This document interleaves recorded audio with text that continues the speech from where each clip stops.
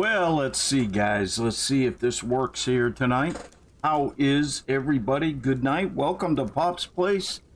Fireside Chat with Pops. Yeah, I'm in Colorado. You know, what can I say, guys? What can I say? Who we got here tonight?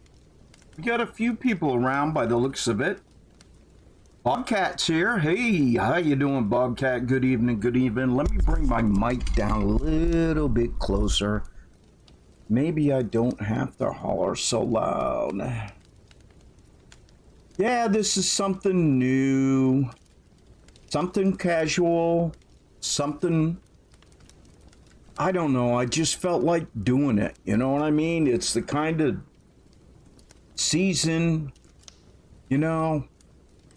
The craziness in the world today, it's just, I just felt we needed a non-gaming, sit back, relax by the fire, and just kind of chat if you wanted to chat. If you got something that's on your mind you want to talk about, we can talk about that. I do have a couple things I want to talk about tonight.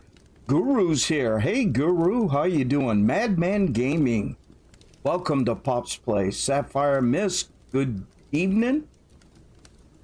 Rabbit Season, how you doing? No, I'm up in the mountains. I went up to the high country of Maine. This is my hunting lodge up in the great state of Maine. And I'm bringing this fireside chat to you from Maine. It's called tongue-in-cheek, right? I wish it was my home, but it is definitely not. Steve-O, good to see you. Battle Swine, good to see you too. Viper. Hey, Viper, what's up? How you doing tonight? Yeah, this is just a chat. This is just kick back, relax. I wish it was my cabin retreat, but guys, you know, it is relaxing. I don't know if you can hear the fire crackling in the background. I can hear it. It is very, very soothing in the background. Yeah, maybe in the Alps. I don't know. Lobo Gaming. Yeah, I got the audio fixed, but boy, it took a while. It took a while. And guys, I will tell you, I just got through with dinner. And what Mrs. Pops and I did for dinner tonight, we took Polish sausage and sliced and diced it all up, put it in a skillet, and then we sliced and diced carrots and celery and onions and red pepper and yellow pepper. What else did we have in there? Just various seasonings and herbs and spices. Stir fried that all in the fry pan, and while that was cooking, we also made a nice pot of good old white rice, and we made a bed of white rice and put the stir fry over the top. And man, I'll tell you what, that is a quick but good meal to have. Lobo said Mom made Cornish rock hen, game hen, mashed potatoes and stuffing while I was gone, so I had that with Mom tonight. That's awesome, dude. Warship General, how you doing tonight?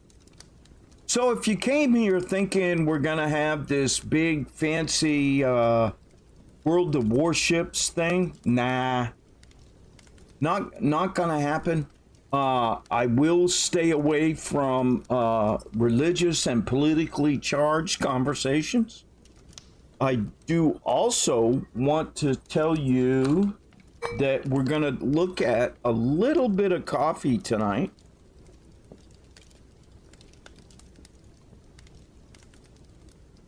because I do have like a taste test going on here this evening. So, you know, it's kickback and coming up. I do want to put a commercial up because I want you guys to, it's a 60-second ad, and I want you guys to know what I'm going to be doing with this.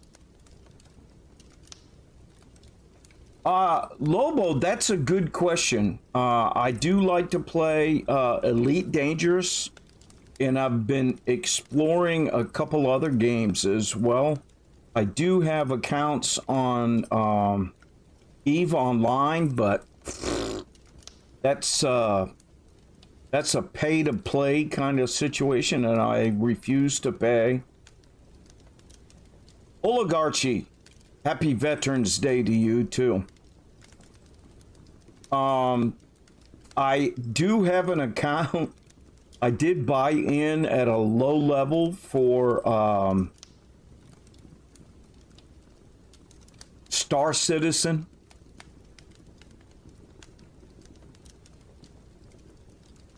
Lobo Gaming, I do like to hunt. The Hunter, Call of the Wild. Yeah. Did you guys see the Call of the Wild movie, the new one that came out, what was it, a year ago or so? With, golly, who played in that? Harrison Ford. Harrison Ford played the lead role in Call of the Wild. Good movie. Good movie. It's really good. Grana Saber, how you doing? Good to see you.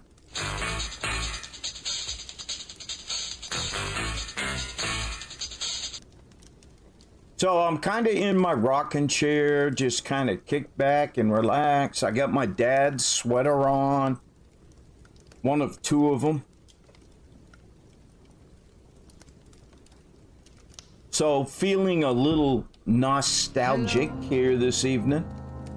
It's me. Grana Saber, I've got the new stuff right here in front of me. Right here in front of me, shipmate.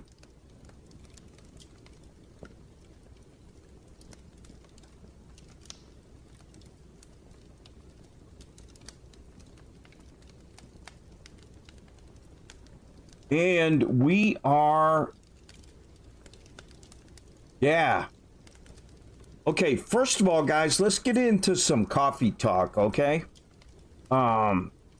No, I was going to run an ad first. Let me do this one first. Because tonight what we're talking about is episode number 1 in the Fireside Chat with Pops. That's right. Come relax with Pops for a casual chat around a crackling fireplace with a cup of hot coffee or even hot chocolate. Maybe even a good book. Drop in, put your feet up, stay a while. These fireside chats are going to be on Wednesdays at 7 p.m. Central Time. There is a huge feature coming up because I will be reading over a 3-night period, December 21st, 22nd, and 23rd, leading up to Christmas. I will be reading live on air Charles Dickens' original unabridged version of A Christmas Carol. We're going to start that 7 p.m. each night, Monday, Tuesday, and Wednesday, December 21st, 22nd, and 23rd.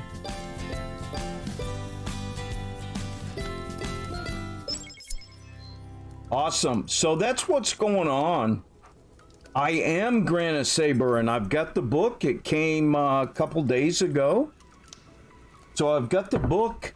The only thing I'm doing right now is... Hey, Da Vinci. The only thing I'm doing right now is... Oh, where'd my scene go? Sorry, I need to edit that scene. That's crazy. Sorry about that. You lost the fireplace. Yeah, I know. But when I read the book, I've got the book, and the book... Tactical alert. Vessel approaching. Bearing 184, Mark 7. Bend to Twitch. arriving. Guys, we got a raid in there. That's right. All hands on deck. We got a raid going on. Ben to Twitch. Thank you for the raid, my friend. Welcome to Pop's Place. We're just doing a casual chat here this evening. Thanks, Guru, for taking care of that. Ben to Twitch. That's awesome. Make us sane Sue. Arriving. Thank you for the follow, shipmate. Ben to Twitch. Arriving. Thank you for the follow, shipmate. Oh, we're getting some new follows in there. Frosteel. Arriving. Thanks for the follow. Bellog06. Arriving. Arriving. Thanks for the follow. Mr. Foo 77. Arriving. Thank you for the follow. Pepe Ultimate. Arriving. Thank you for the follow. Welcome aboard, guys. Happy Veterans Day to all of the veterans out there. And I expand that to always include the family of veterans, because the veterans are not the only ones that serve. When a military person, man or woman, joins the military, their whole family becomes part of that. And I know my Mrs. Pops took care of the kids, the home front, the bills, the paperwork, the cars, while I was away from home. So it's certainly a family affair when those things happen. Not sure why my music's on, but I want to turn that off. So that's one thing. The next thing we're going to talk about right now, guys, is Black Rifle Coffee. That's right, guys. We're going to talk about the famous Black Rifle Coffee, which is owned and operated by military folks. They have military staff. They do a generous military support environment. And we have Black Rifle Coffee here right now. Now, my normal Black Rifle Coffee, guys, I am not paid by Black Rifle Coffee, okay? This is not a commercial. This is not a paid advertisement. This is just that I really, really, really like Black Rifle Coffee. Black Rifle Coffee, my favorite so far, is called Just Black. It is a medium roast, and I get it in whole bean, and I grind it myself. That's my favorite. Last month, courtesy of Grana Saber, who's keeping me supplied in coffee, we got a trial bag of Basic Batch, which is pumpkin flavored coffee. This is a medium roast coffee, but it is in ground coffee. It's not in the beans. This was very good. Had a pumpkin flavor to it. Very good indeed. But right now, in my Grunto cup, I've been drinking this Black Rifle Coffee. I'm sorry about the green. It's a green Christmas tree. But this is from Black Rifle Coffee. It is called, I don't know if you can read it there because of the green. It's called a Christmas roast. It's still a medium roast, and it's in whole bean.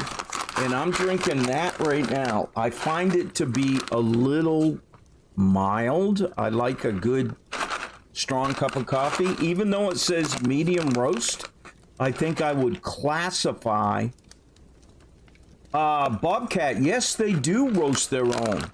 They do indeed roast their own. Check them out on YouTube, guys. They've got some crazy YouTube videos. They've even, the owner of Black Rifle Coffee was out in camping and roasted his own coffee over the campfire. So, got your Sturgis. So, that is certainly all cool. But that's what I'm drinking right now is their Christmas blend. If it was me, I would classify this as a light roast. Now, what just came today, oh, that smells so good, guys. What just came today was Black Rifle's Freedom Fuel coffee. It is actually a dark roast whole bean coffee. It's a dark roast whole bean coffee. I want to show you. Vessel approaching, bearing 184, Mark 7. All hands on deck. We got Kidney Cowboy coming in with the raid, guys. Kidney Cowboy coming in, wrecking my quiet, kick back, relax, fireplace chat. Kidney Cowboy, welcome to you and the crew. Thanks for stopping by. Let's go ahead and we'll give Kidney Cowboy the shout out he so deserves.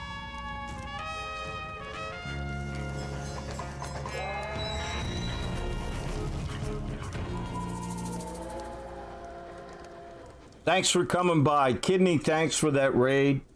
I appreciate it. We are right now talking about coffee, guys. Now, again, the coffee we're talking about right now is Black Rifle Coffee's Freedom Fuel Dark Roast. I just got this afternoon, and I have just ground the beans. And I think there was a question earlier about Keurig. I make all my coffee. Guys, I gotta lose this sweater. It's a little warm around the fireplace here. Stream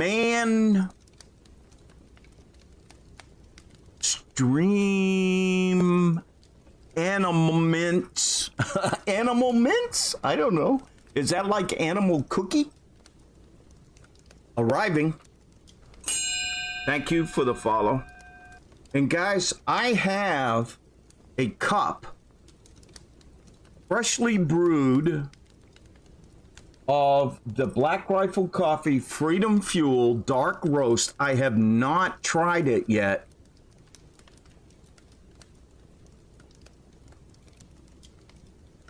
Not tried it yet.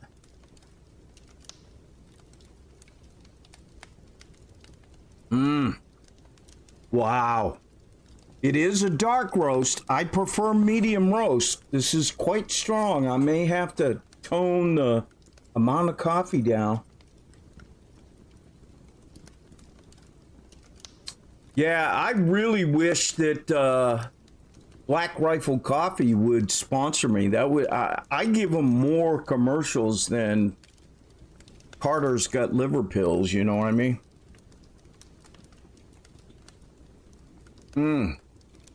It's still good, guys. Very flavorful. Very flavorful.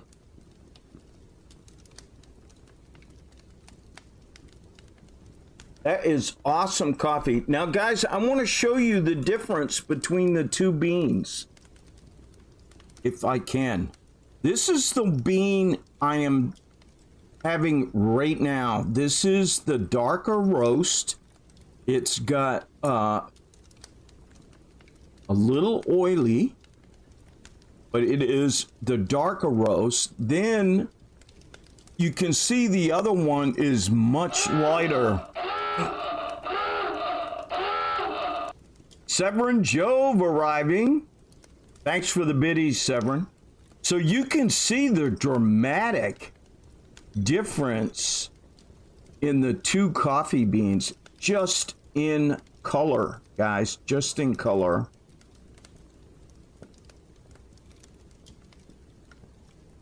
I mean, it is, I find this one to be, it's a light roast, and I find it to be too light for me. This one is a dark roast, and I think I'm gonna find that too dark for me. I do go back to my favorite so far has been the Just Black medium roast coffee. That's been my favorite so far. So where's my other cup? Here's my other cup. Although I will say, guys, that the Christmas, no, not the Christmas, the fall roast with pumpkin flavor is not bad as well. Not bad. I don't, Azteca Warriors, I'm not sure it's called organic.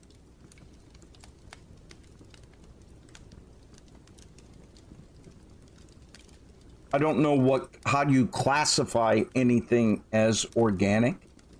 Viper, go to bed, man. Get some sleep.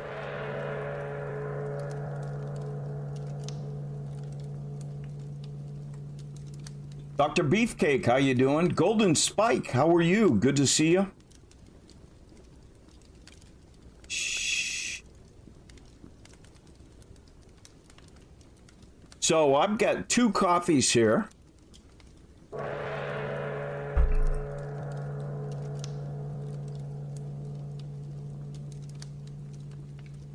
And so I've been drinking those, and you can't go wrong, guys, with Black Rifle coffee. There's just no way to go wrong with that. And by the way, guys, I don't want to say I got it figured out, but this is an audio device, and it amplifies. It's like an old-fashioned hearing aid, you know what I'm saying? And all I'm doing is setting that down inside my headphones muffins so that I can actually hear what's going on. Canadian 791, how you doing? Good to see ya. Granite Saber says they are not certified organic. Yeah, I don't know what it would take to do that or not, but organic in my book just means it's more expensive. You know what, guys? I think I gotta lose a hat too.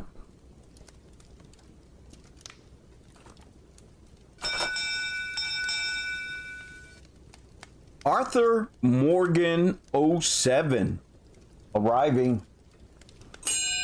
Thanks for the follow, shipmate.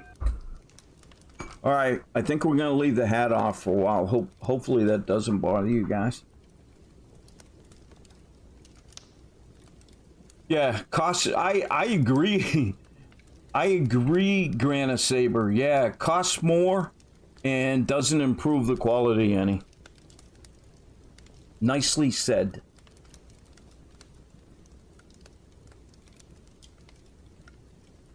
Now, the thing about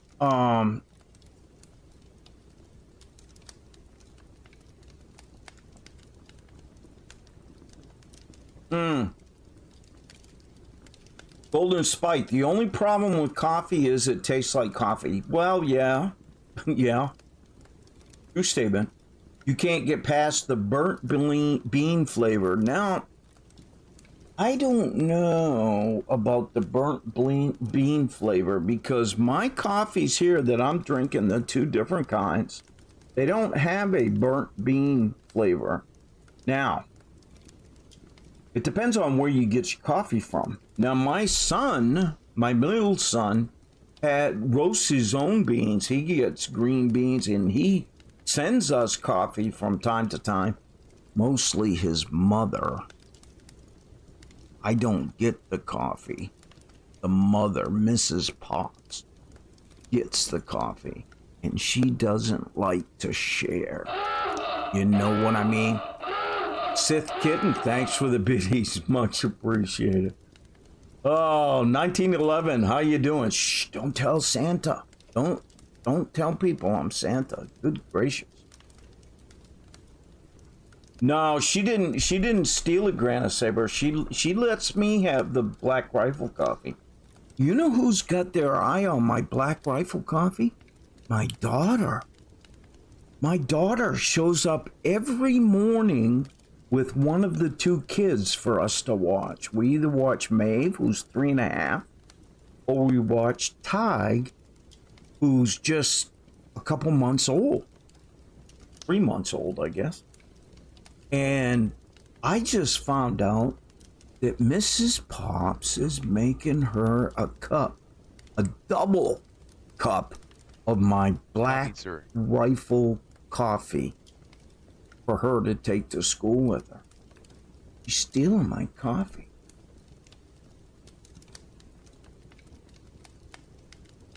Yeah, that's right, Guru. She shows up with a kid and an empty cup. I just found this out.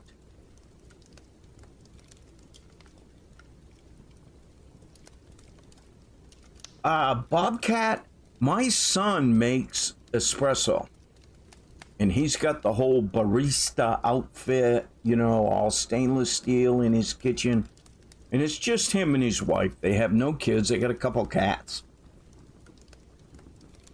And he does the espresso. And of course, I've had espresso over in Naples, Italy, France, you know, places like that. I do not care for espresso. My wife likes it. Now, let me tell you what my wife likes too, is she likes the Jameson's Irish whiskey in her coffee. Doesn't do it every night. It's a special occasion.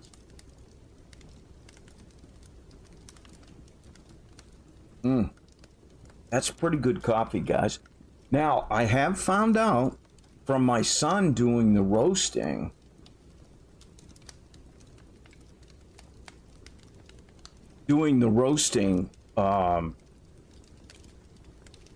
he has become quite the educated connoisseur of coffee bean roasting, and he does an excellent job. But if it's, you can easily burn the bean and give it that burnt taste, and then you gotta throw the batch out.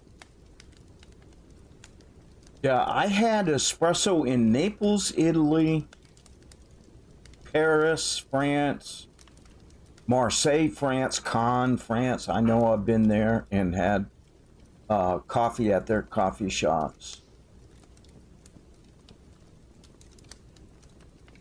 Yeah, we keep a supply of Jameson's in the cabinet there. My wife likes it more than I do.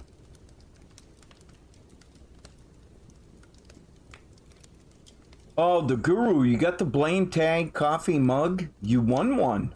Yeah, nobody will buy them, so Kidney Cowboy has to give them away, you know what I mean?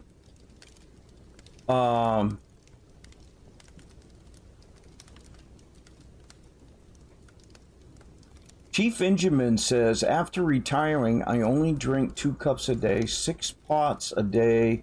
What's not good? Yeah, tell me about it.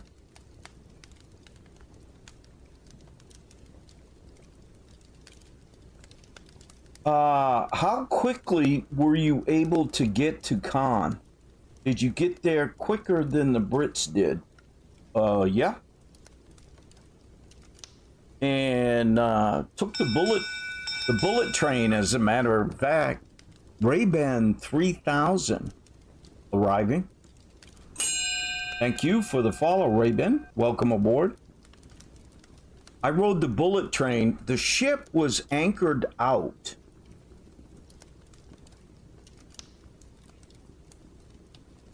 Hi, I'm for Walt Disney's Mickey Mouse Club. D-Frizz is here. D-Frizz, welcome, dude. Welcome. Good to see you here. Yeah, the ship was 4th of July. I remember it quite well. I don't remember the year, but it must have been like 1981? 1980 or 1981? Might have been 82, but I think it might have been 81. We were anchored out on the 4th of July. Actually, we were spending a couple weeks there. The ship was all decked out with flags and bunting and red, white, and blue and just everything all decked out. And me and a couple of the other guys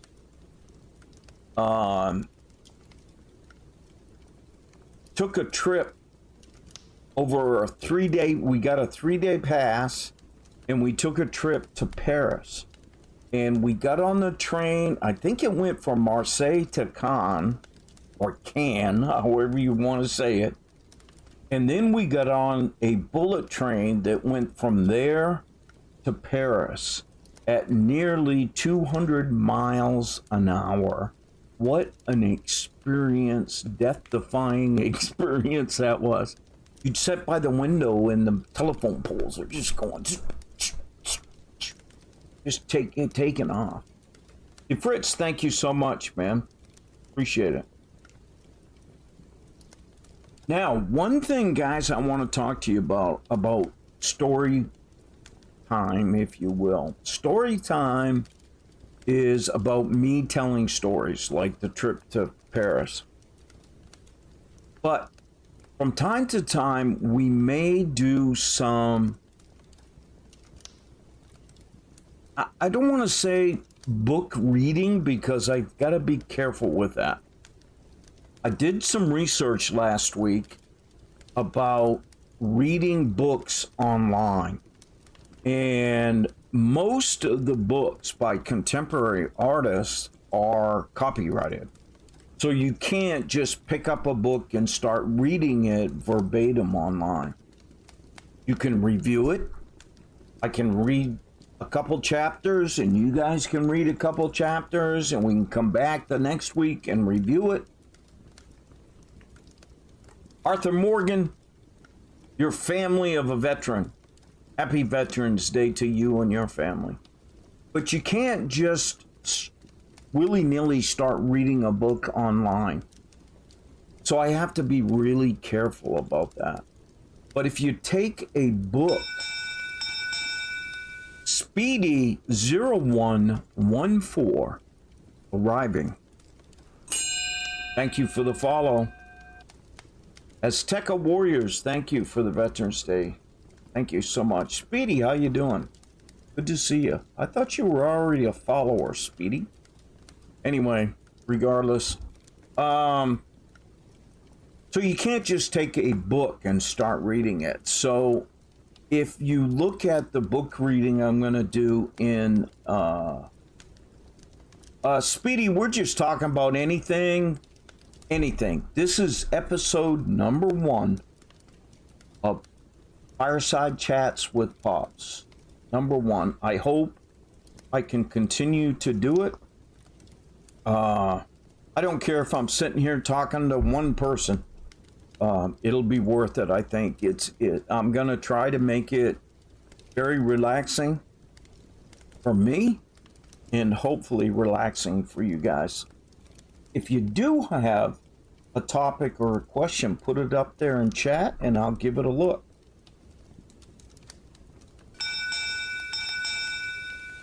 Tag Lady arriving. Tag Lady. Tag Lady. Are you from Florida, Tag Lady? I know a Tag Lady. Little brother. Tag Lady, I am so glad you're here. Thank you for joining us here for the first episode of Fireside Chat with Pops. I'm glad you got Twitch figured out and you got a handle made. Guys, welcome Tag Lady.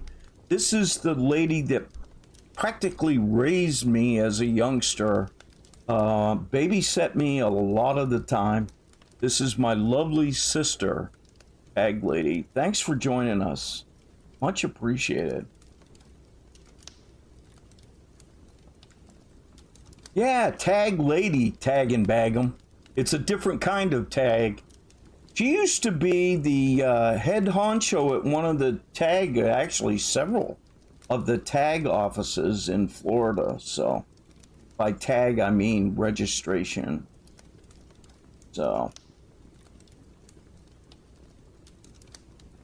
Moreland Wisp, thank you very much. Appreciate it. Happy Remembrance and Veterans Day. I stopped in yesterday to Statsbloke stream and made a donation to the UK military organization that he was sponsoring yesterday. So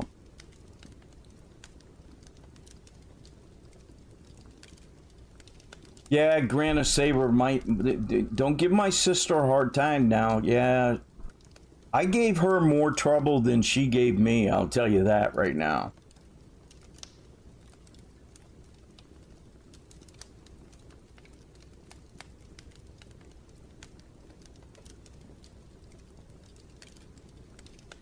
Oh wow, Speedy. Awesome, dude. Thanks for being here. Dead Eye Pete. Happy Vet Day. Go Air Force. Absolutely, Dead Eye.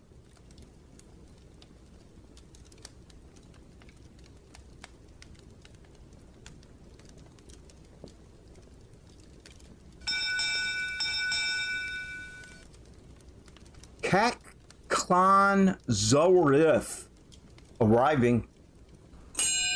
Thanks for the follow.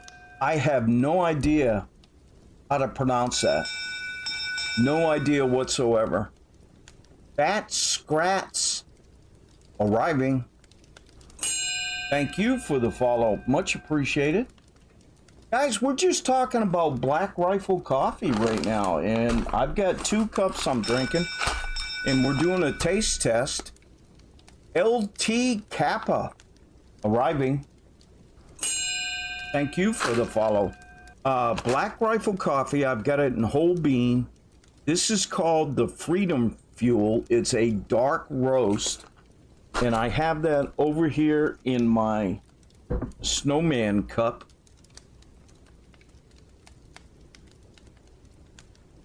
I like medium roast coffees better, but this still is very good. I might have to weaken this up a little bit. And this one is their light roast. You can't see it, but it's their Christmas blend, which is very light. And again, I will show you the bean difference. You can see the dark roast bean and the light roast bean. Now my favorite is called Just Black, and it's a medium roast coffee. So, yeah, that cup is definitely designed for a lifer grip. This is a good cup, by the way, guys. This thing is huge. It's almost like a soup cup. You know what I mean?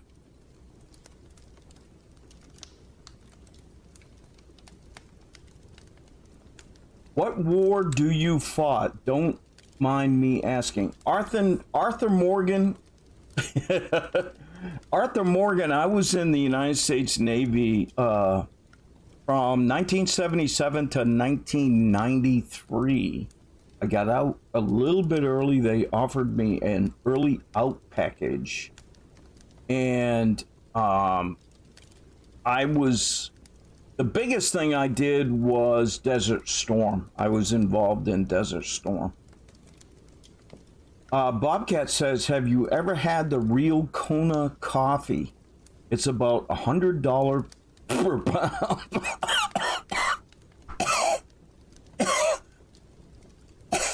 $100 per pound?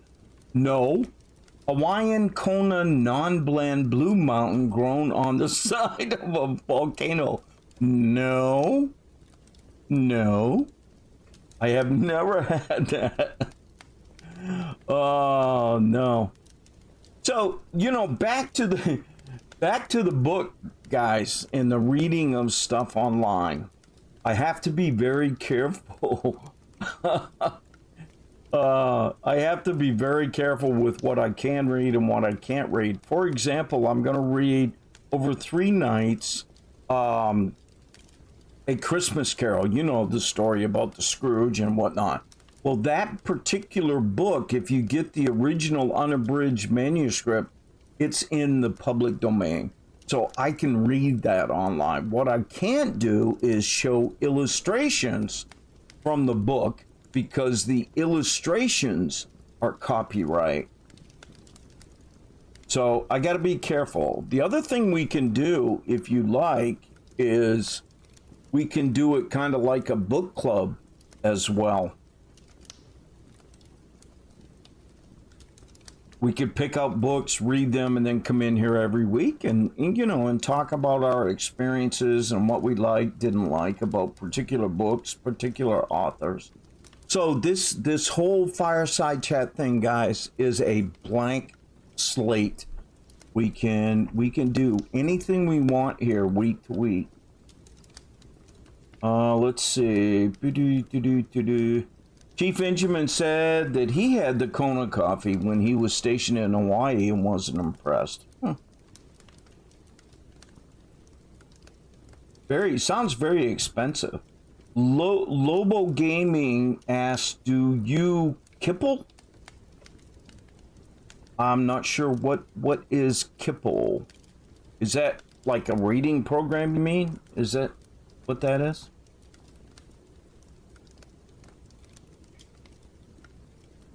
Yeah, Paladin. That's called. Isn't that bat guano or something that they use?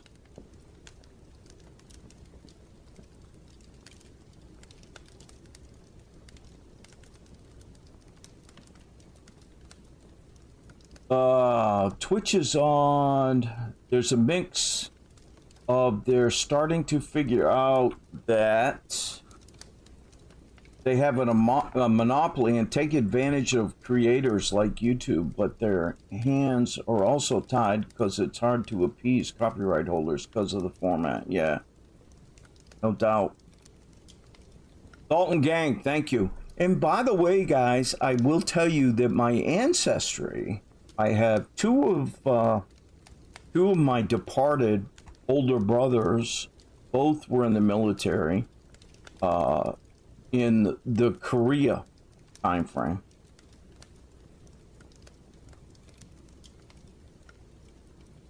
Oh my gosh. Speedy, you're asking me about hobbies? Oh no, man. I do so much stuff for hobbies. I got my finger into almost anything. Radio controlled cars, radio controlled ships, model railroading, tabletop wargaming, you know,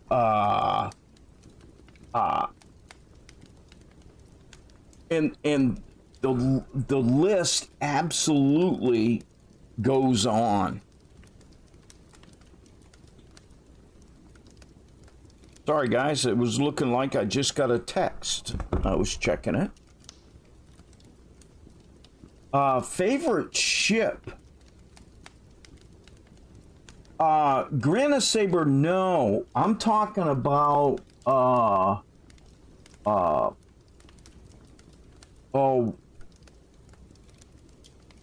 I'm having a brain fart right now. Favorite ship, all 3 of them were nice. It's easier to say of the 3 ships. I enjoyed the first one, USS William V. Pratt, a lot. The second one, I was a plank owner on, USS Lateg LCG-55. I enjoyed it a lot. I did not enjoy the Nassau LHA-4. It was just too big, a mini aircraft carrier. I haven't, Katayama, I knew you were going to ask me that. Bobcat, can you quote a wiki here? You talking about a link? Paladin 33rd arriving. And salute. Paladin, 5 months you've subscribed to this old fool. Thank you so much for that support, my friend. Thank you. Geez, guys, I wish I had access to my cabinet right here, but I don't. Hang on a second. Let me go behind the curtain. Give me just a second.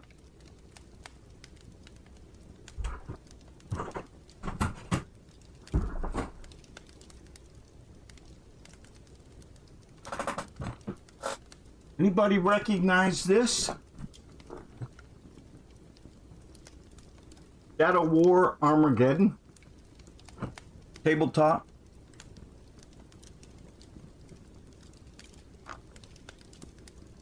I do that kind of stuff too. My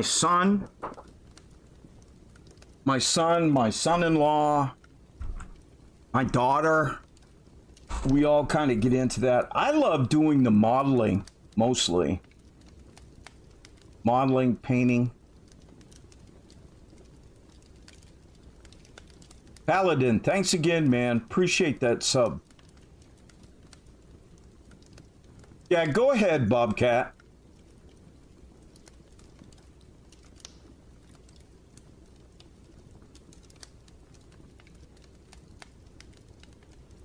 Wait a minute, are we talking about mistreating cats to keep up production? I don't want to get involved in that stuff, guys. Don't get me drug into some controversial subject. Yeah, Speedy, you're right. I have a 4x8 layout for tabletop gaming in industrial wasteland kind of stuff. Whirlwind Hunter with a cheer. Thank you for the biddies, Whirlwind. Much appreciated.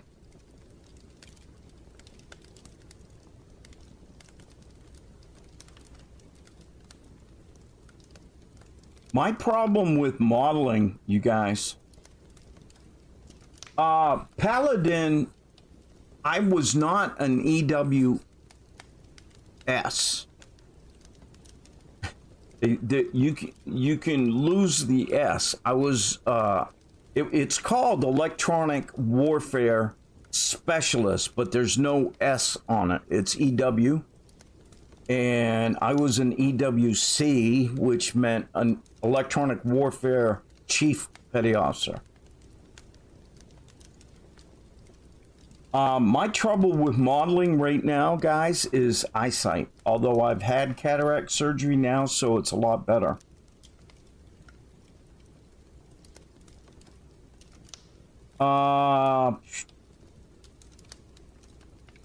Like Mad Max, zombie apocalypse kind of thing. Yeah, sort of. But the characters are only a couple inches tall. I don't know that it's actually a scale.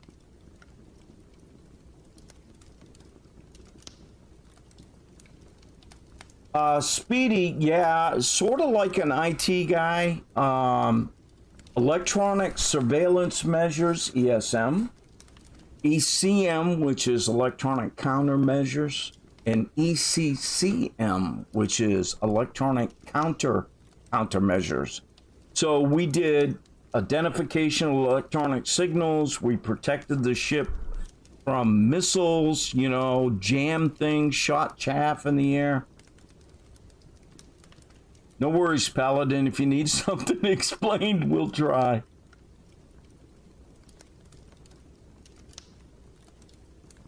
Yeah, it's kind of the Dr. Beefcake's right. It's a Warhammer scale. By the way, guys, I'm hot here. This fireplace thing is really, really, really warm.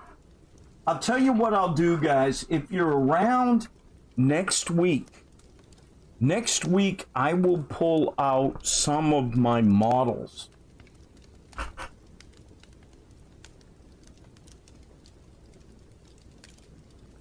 Don't think I got one handy.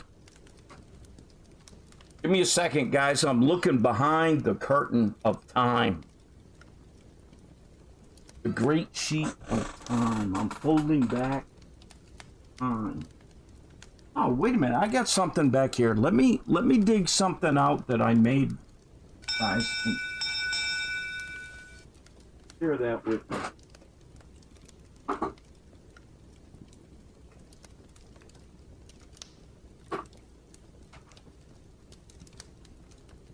I just heard the bell go off. Lion Tulenkov arriving. Thank you for the follow, shipmate. Welcome to Pop's Place. Guys, if you've ever played tabletop games, one of the things you come to realize very quickly is Tactical alert. there's a oh my stats bloke. Stats bloke, no, coming in with 377 people. Good golly, shipmate. Oh my gosh, guys. Stats bloke, man. You the man. Let me ring the bell, Stats bloke. Stats bloke, welcome aboard. I am so happy that you dropped in, although I'm not sure how happy I am that you dropped in with 377 people. I hope they all don't expect to see World of Warships here tonight. This is my Fireside Chat with Pops night. Oh man, scared me half to death here tonight. Lieutenant Kappa, I don't do the football thing. I've given up on football. I got something to show you guys. 28 millimeter scale, Dr. Beefcake says, which is about 1/60th scale. But next week I'll show you some of my work. But if you play tabletop games, one of the things, by the way, I think we just had a follow that I didn't catch. Adam Stewart arriving. Thanks for the follow. Katayama with 5 gifted subs. Katayama arriving. And salute.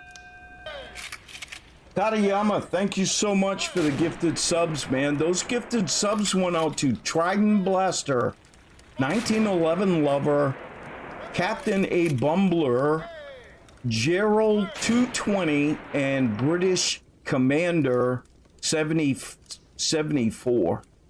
Thank you so much. Original Hop Fin arriving.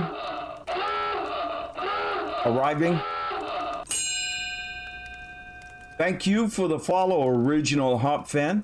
Bilbro Shaggins with the biddies. Bilbro, thank you so much. Can one of my mods give Bilbro Shaggins a shout out if you would be so kind?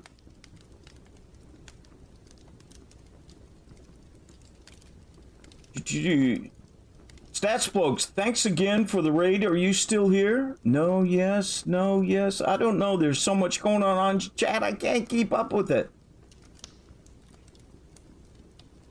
All right, there's the gift subs. I'm trying to keep up here. Stats, thanks again for the raid, my dude. That is awesome. Thanks for the shout out, guys, for Bilbro Shaggins. Tag Lady, are you still here, Tag Lady, or did you take off on me? Thanks, Stats. Much appreciated, dude. Guys, this is if you play any tabletop games, you know you've got a lot of dice to lay down, and this is a dice tower that I built, and actually it goes in a dice tray like this, and You put the dice, of course, in the top, and there's baffles in here, and all cork lined. They come out the bottom, and you can see that I've got a shield with maces and swords, and there's some spears, and here's some shields here as well. And of course, I painted all those. I built all these, and I do this kind of stuff. Yeah, it's good for Yahtzee. Bobcat, you are absolutely correct. It's good for Yahtzee. And I have I have about 10 of those sitting over here, unfinished.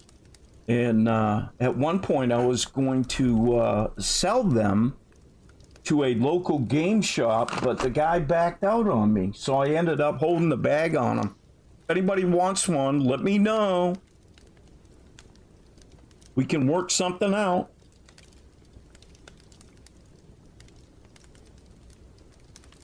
Yeah, I have, I think I have 3 sizes: small, medium, and large.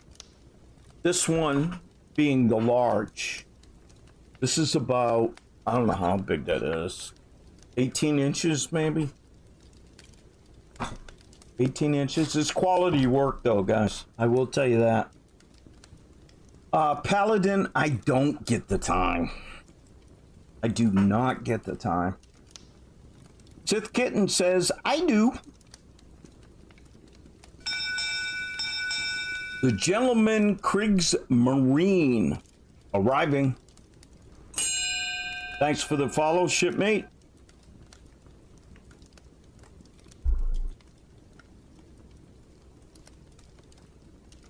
I don't know. I could, Bobcat. I could. Adam Stewart, that would be problematic trying to get something like that to the UK. I mean, we could, but the cost would be so extravagant. General Savage, good to see you here.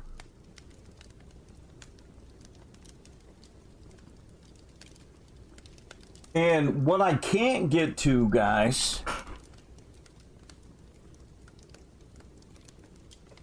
is my my actual models, my characters. They're all in a cabinet behind my desk that I can't even get the door open without moving the big desk. You think I look like Santa Claus? Well, guys, that's a good segue into my Santa Claus ad. Because Santa is coming to Pop's place. He's going to do 2 personal appearances every week in December leading up to Christmas. And on Christmas Eve, Santa is going to be reading the original The Night Before Christmas, as written by Clement Clark Moore. Clement Clark Moore, 1823. It's going to be on Christmas Eve at 6 p.m. Central Time and again at 7 p.m. Central Time. I have an email address set up, santa@popsplace.com, with a hyphen between the 2.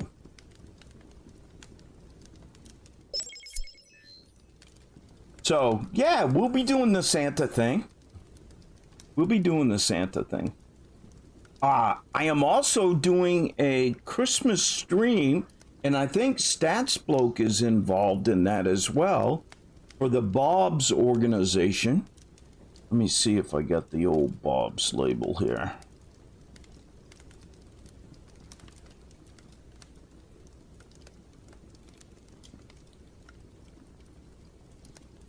See if it works. Yeah, there's Bob's Brotherhood of Beards. We'll be doing a Christmas stream again this year. This will be my 2nd year. I think Stats Bloke is on the whole stream train as well. I am batting next to last. I'm up next to last. Lieutenant Kappa, if I'm pronouncing that right? LT Kappa, is that lieutenant? Or just LT? Favorite movie? Favorite movie? You know, that is an excellent question. Adam Stewart, go ahead. If you have a dice tower and you got a link, go ahead.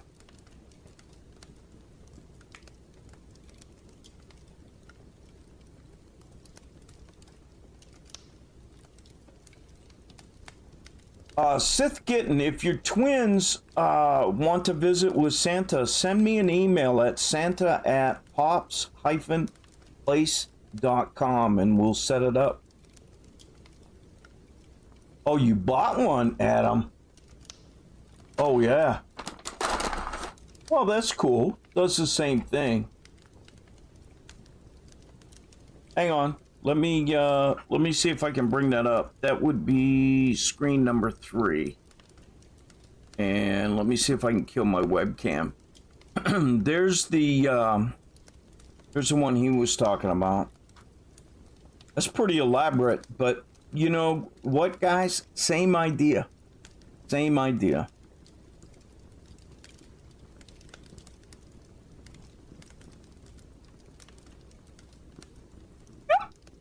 I'm here.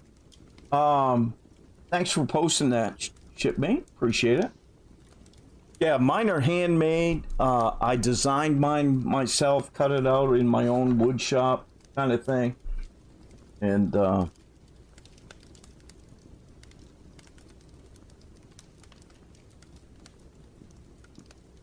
yeah, in Sith Kitten, what I like to do with the kids is if you can schedule a time with me that coordinates, we'll do a live stream with Santa. Your kids will be able to watch, but if you want them to actually talk, they can come into my Discord channel as long as you accompany them, and they can talk directly to Santa that way. It's kind of fun. I've done it the last 2 years. Last year was a lot of fun. And we had, like, Severant Joe's kids were freaking amazing to have on there. And it was so much fun. And we had some others that we had a great time with as well.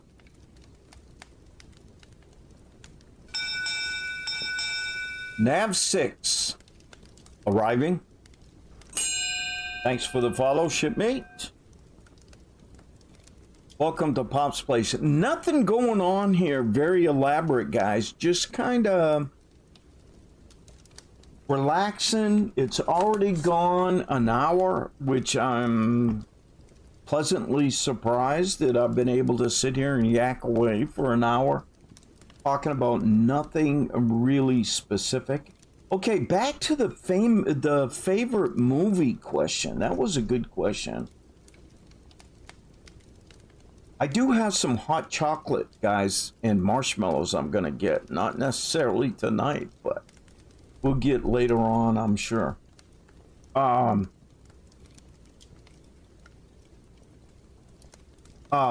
Favorite movies.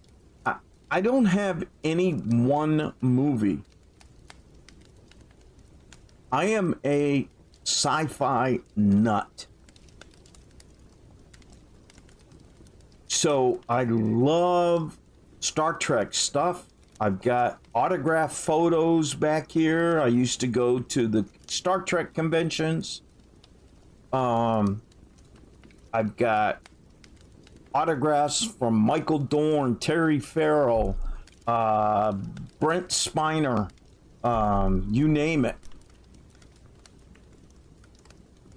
I do like the Star Wars concept as well. I can't see it. Adam Stewart, I do not know what that's from. You'd have to explain it to me. Red Planet, Nav6. Yes, that's good. I like Avatar was an excellent movie, but you know what other movie I really liked? Dr. Beefcake asks, Space Above and Beyond. I don't think so. I don't think so. The other movie I liked was The Postman. The Postman with Kevin Costner. Firefly was okay. I'm okay with Firefly. Just okay.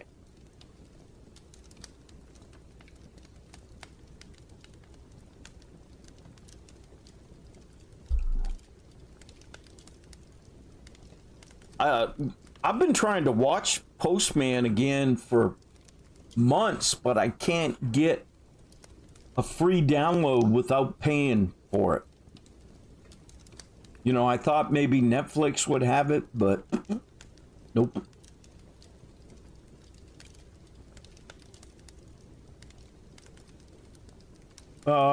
So I like those kind of sci-fi movies. I'm not crazy about blood and guts kind of movies. Batskrat's favorite Star Trek captain is Jean-Luc Picard. Patrick Stewart. Lieutenant Kappa. Yes, the Expanse sci-fi series. I've watched that as well. As old. Arriving. Thanks for the follow.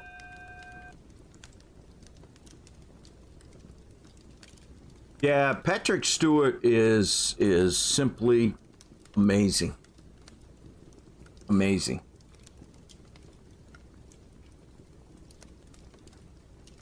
Most of the other ones I didn't care for. You know, I did like when Scott, what's his name? Scott Bakula, is that right? That played Enterprise. He played the captain in the Enterprise one. I like him. But Patrick Stewart's got it for me. Adam Stewart. Catch you later, man. Get some sleep, dude. Yeah, Archer.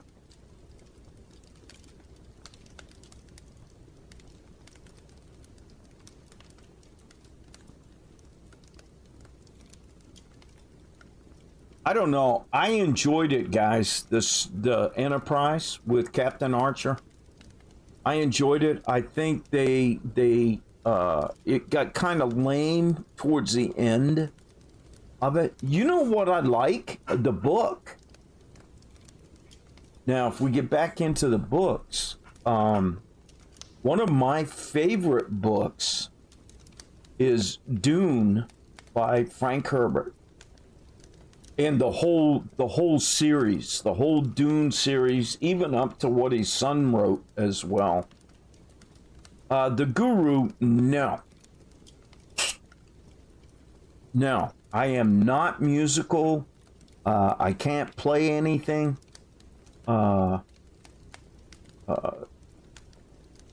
just doesn't work. It just doesn't work. Falling Skies, yeah, I saw that, Bobcat.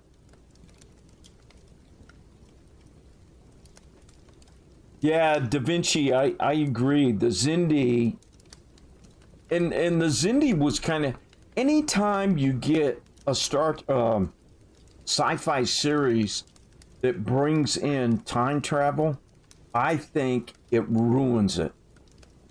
Because time travel means anything goes.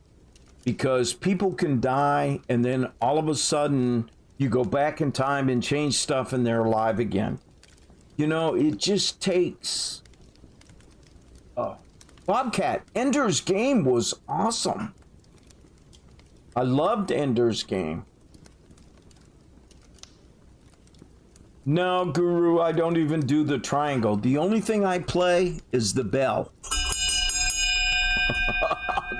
That's the only musical instrument I play, my friend, is the bell. I agree, 1911. Enterprise ending was terrible. Terrible. But the books about Dune were much better than any of the Dune movies. Any of them. I haven't seen a Dune. I've seen them all, and I haven't seen one Dune movie that really does justice to the Dune books. Even the one with Patrick Stewart in it, I think sucked, and they gave him a bad role in it, and bad lines, and I think it was bad. Da Vinci says there's a new Dune movie coming out. Really? I wasn't aware.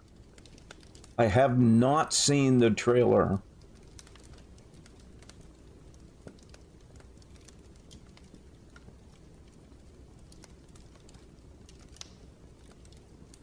Yeah, I for Ender's Game, I read the books and saw the movie.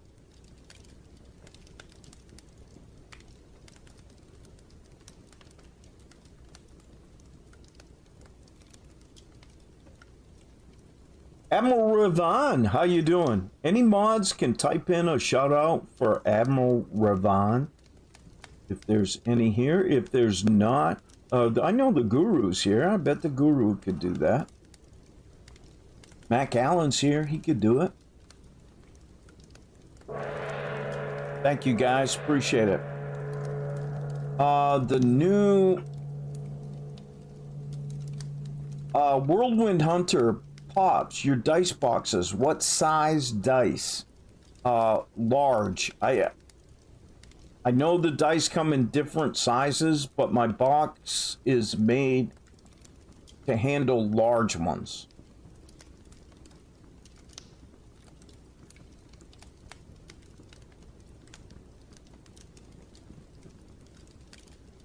Katayama, is that the Dune movie?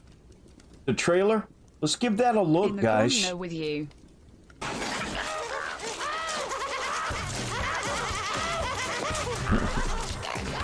Somebody headed for the corner.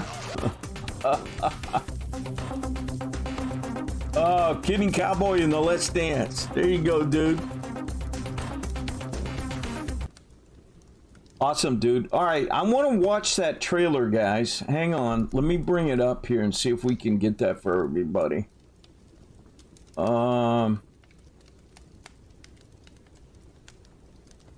Right there. Let's see if that's going to work.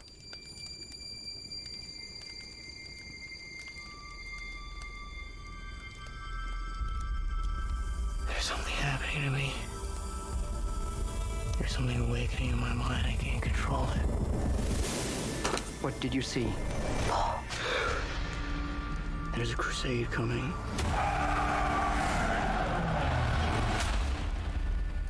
Do you often dream things that happen just as you dreamed them? Yes.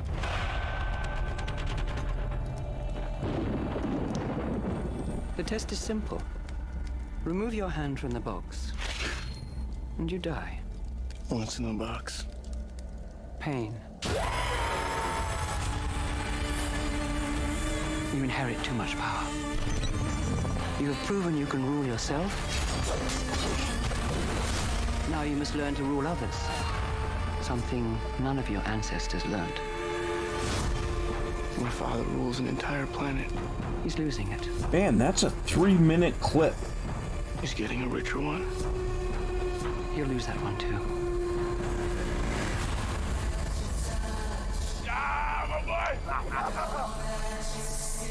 Arrakis is a death trap.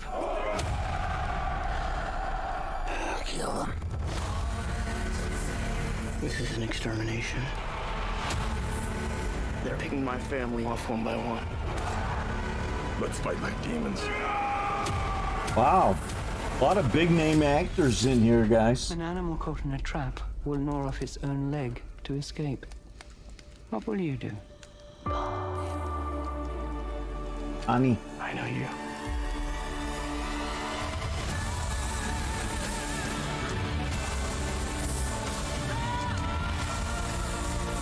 One day, the legend will be born. All of civilization depends on it. The future. I can see it.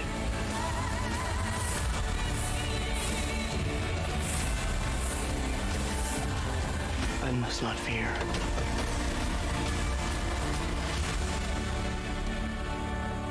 Fear is the mind killer. Fear is the mind killer. Where the fear is gone. The spice must flow. Go, go, go!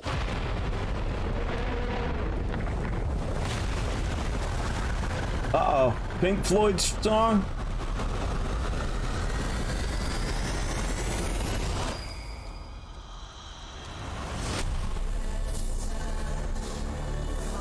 Too late.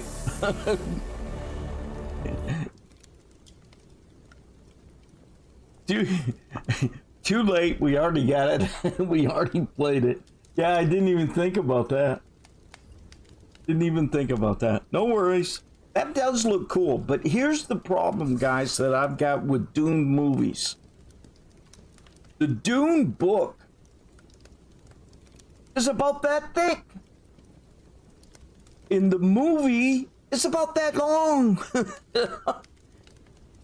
They can't get that much in the movie. The book is one of the best written books that I have ever read, where the author, Frank Herbert, develops a community from scratch and spoon feeds you on everything you need to know about that whole community, social community. True Elsa him arriving.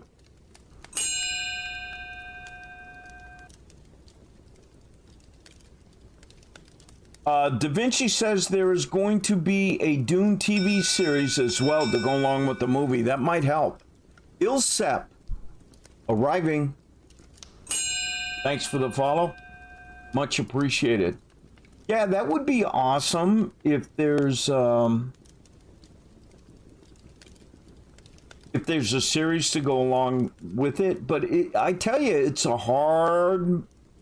So many people have tried to do that movie, and in my opinion, have failed outright.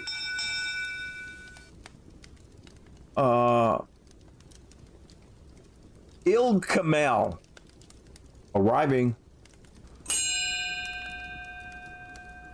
Ilsep arriving.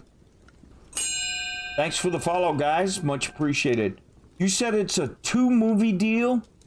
Dude, well, that does sound promising. If they could do that in 2 movies, it would certainly be better than to try and cram it all into one.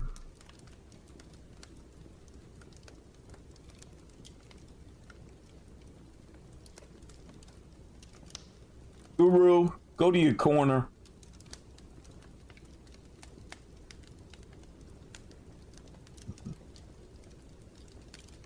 True Asha him. You can call me Pops.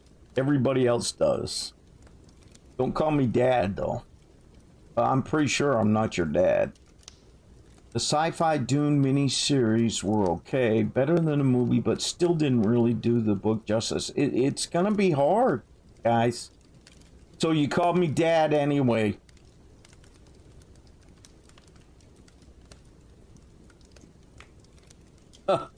In the corner with you. Yeah, send him to the corner. Oh, guys, do something. I am enjoying my coffee. So let me ask you, guys and gals, what would you like to see? This is episode 1. So it's very unstructured, and we're just taking this through where it goes. What is...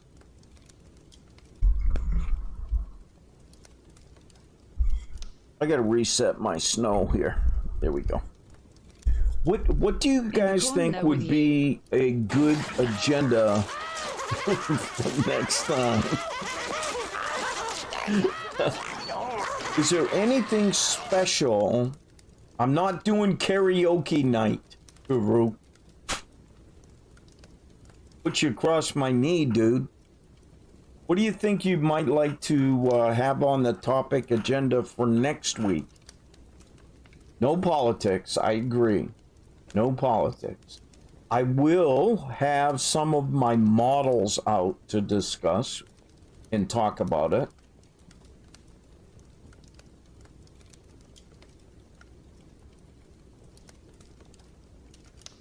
So we'll have that on the agenda.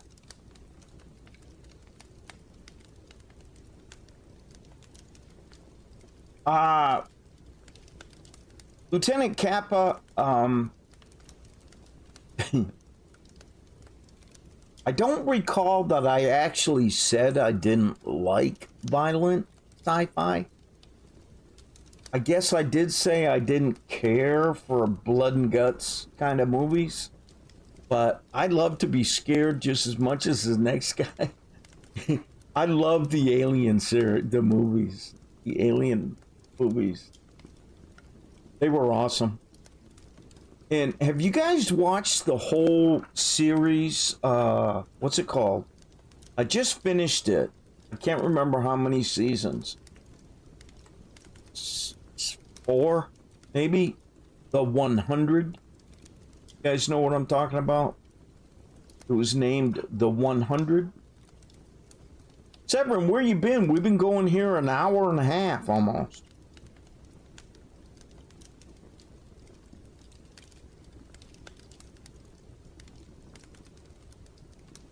I watched... No, it's not a Chinese movie.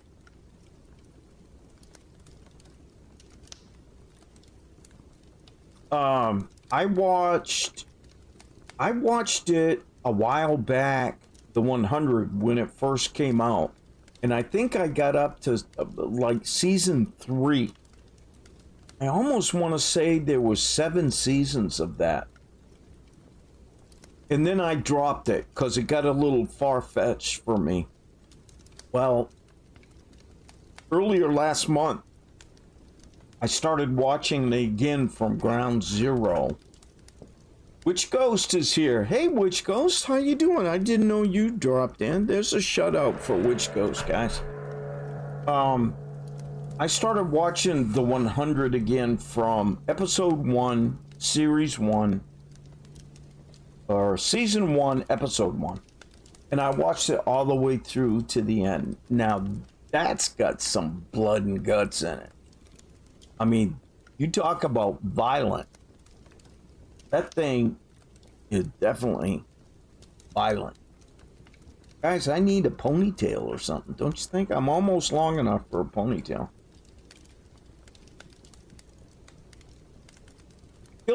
Killer Kato, where you been, man?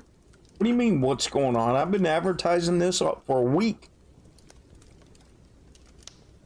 This is Fireside Chat with Pops. We've been talking about coffee. We've been talking about more coffee. We've been talking about books.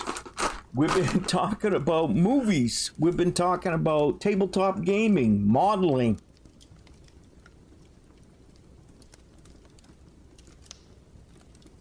Yeah, we've been talking about anything we feel like talking about. You know, guys, the only problem I got with this cup and coffee is it cools off too quick. It cools off too quick, and I am I'm a sipper on coffee. It's definitely big enough. I probably ought to have a little hot plate to set it on or something. Well, Severin, I was even showing the guys my dice towers. You know.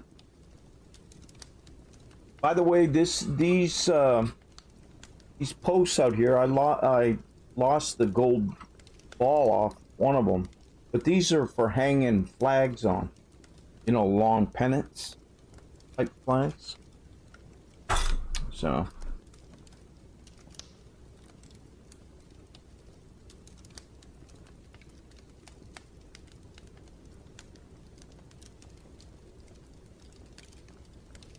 Killer Kato lost a battle with a tree stump. That's not hard to do. Severin found a 48 scale B29. Nice.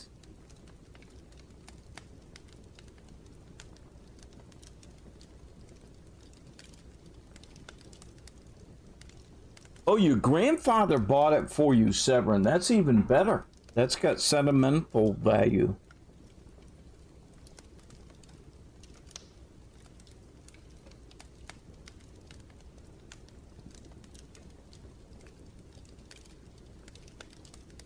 Wow, guys, I think I need to take my AC unit in the wall over here and either replace it or have it serviced.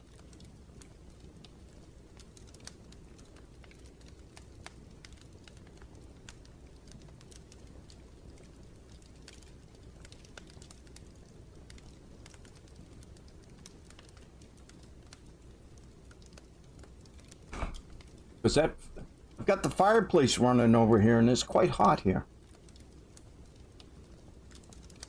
And I got a turtleneck on.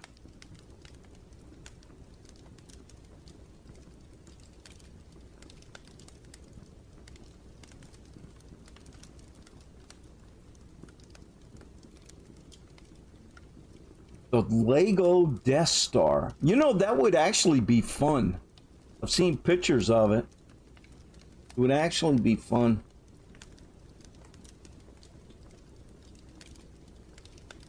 Yeah, well, it's Big D, it's fixing to get cold season here. We've got some uncharacteristically warm weather going on right now. Let's see if I can get the weather up here.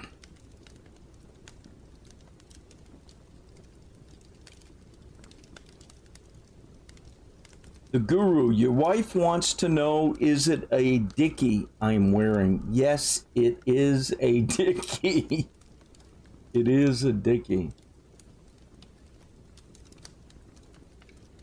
Da Vinci, catch you later, man. Go sink some ships, dude. Have fun.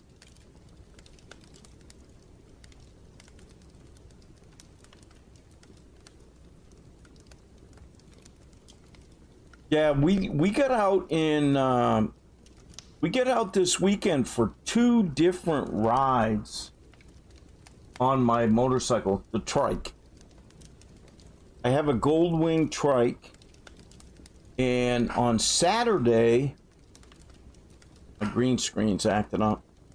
On Saturday, the wife and I spent about an hour and a half or so riding. It was beautiful, 76, 77, 78 degrees. And then on Sunday, we packed a picnic lunch and went out for just over 6 hours. We rode for 2 hours out to the Fall Creek Falls State Park.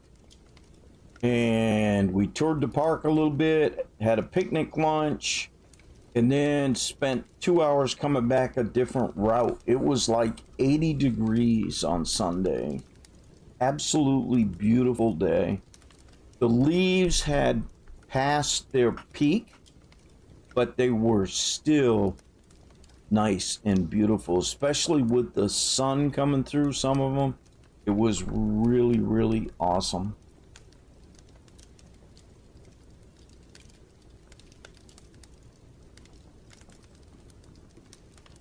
Dalton Gang says, come to Utah, the snow is real. 34 inches. Oh my gosh. No thanks, man. That's why I moved to Tennessee. I don't mind snow, I just don't want a lot of it. Full Metal Potato, how you doing, dude?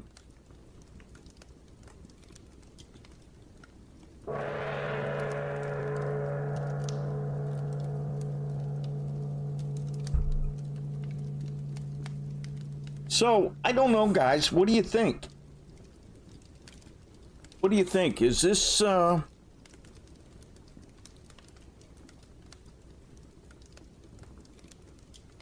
Got a power cord on the floor. Is this an okay thing to be doing? You guys think it's all right? PK Dollar Bills arriving. Thanks for the follow. Much appreciated. You're gonna move. Which ghost is gonna move to Tucson? I don't like snow and I don't want to mow the grass anymore. Oh.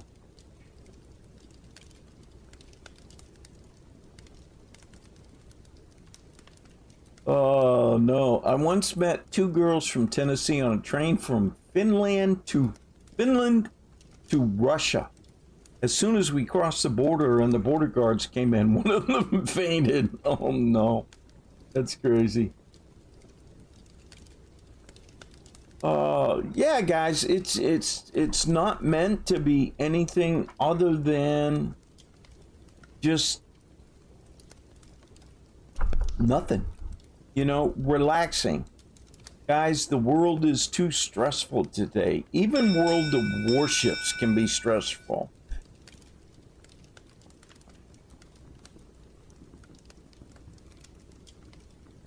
Hey, Jack, welcome aboard. You need to change that name, dude. Jack arriving.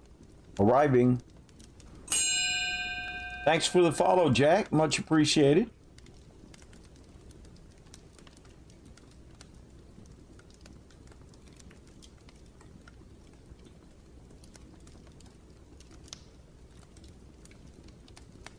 Yeah, well, I'll tell you, Kidneys raid, and then we also got raided by Stats Bloke, which was totally unexpected. I kind of expected Kidneys raid. We had talked about it earlier in the day.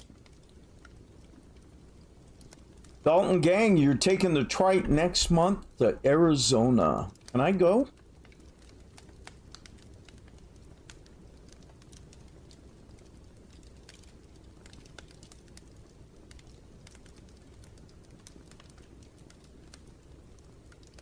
So I don't know, guys. I was thinking it would be kind of cool if we agreed on like a book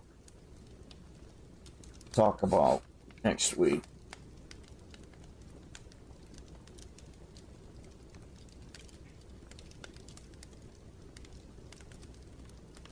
Jack, I think if you have to ask, you're just trolling me, man.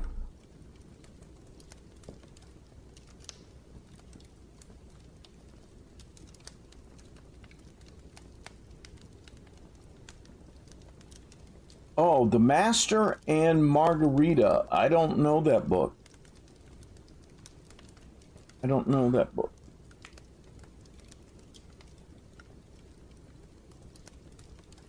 Oh, I had Dalton. I haven't done Glacier. Guys, let me tell you a story. Yes, it's story. Let me tell you a story about 2011. I had a Honda Goldwing two-wheel fire engine red, Honda red motorcycle.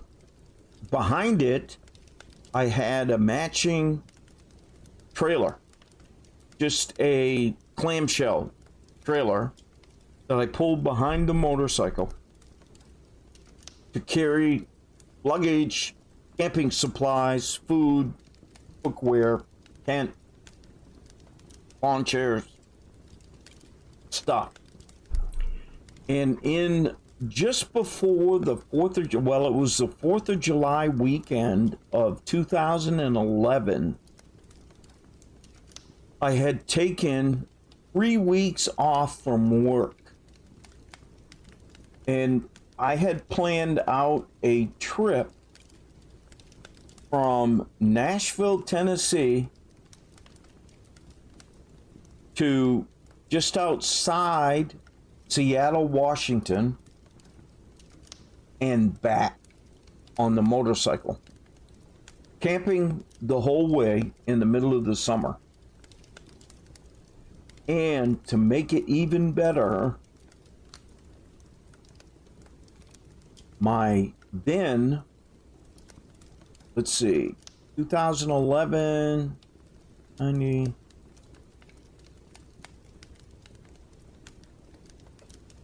And 20, 21-year-old, 19-year-old daughter at the time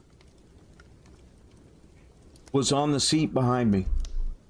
And we spent 11 days riding out to Port Orchard, Washington State, cross country. We went by Devil's Tower. We went by Yellowstone National Park, the mountains. What's the big mountains out by Yellowstone National Park? Come on, guys, help me. I'm fumbling for the word. Now, what's it, the Rockies? What's the mountains out there? Come on, guys. Just outside the southern entrance of the Yellowstone National Park. Well, we went Dalton, we went to Rushmore, but the beautiful snow-covered, it's right on the tip of my tongue. Tetons! 1911, thank you. The Grand Tetons. Yeah, the Tetons out there, we went there. We went to the Indian Memorial Mountain that they're making into the statue with the horse and the Indian. We went out there. So, and we spent 11 days, my daughter and I, on the motorcycle, riding out there and visiting all this stuff. And we just had a great time, and we camped every night. In other words, we got to a campsite, set up the tent, blah, blah, blah. And then the morning we packed up and went the next day. Every night of the 11 nights except for one. And the purple drink arriving.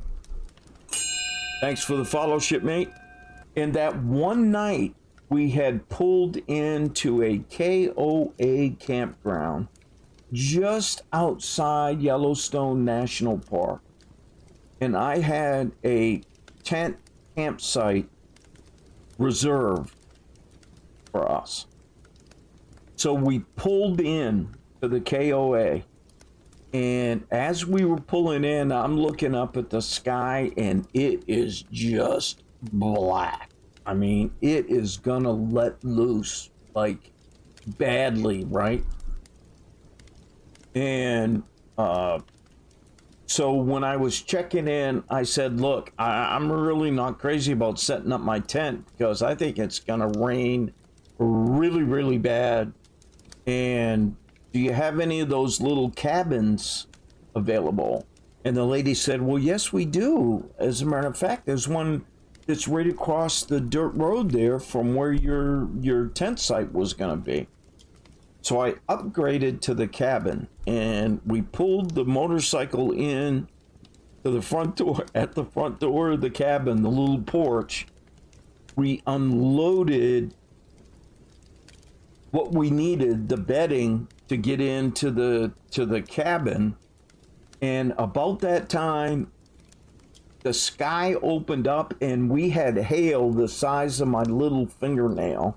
It would have torn my tent to pieces. And so we stayed one night overnight. And then when we finished the trip out there, we get out there and I rode the bike into Seattle, the airport in Seattle. And oh yeah, Bobcat, no doubt. We definitely would have had a bad night, to say the least. It would have ruined the trip, I'm sure. But we got out there and we rode into the Seattle airport. And I put my daughter on a plane to fly her back to Nashville. And while she was flying back to Nashville, my wife got on a plane in Nashville and flew out to Seattle. So I just had to wait for like an hour and my wife arrived. We spent another 2 nights in Port Orchard, Washington, and then did the return trip with my wife in the back seat. Thanks, Purple Drink. Much appreciated. I wish it was really my house.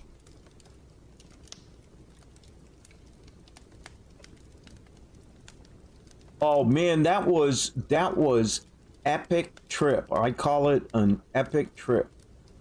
Epic.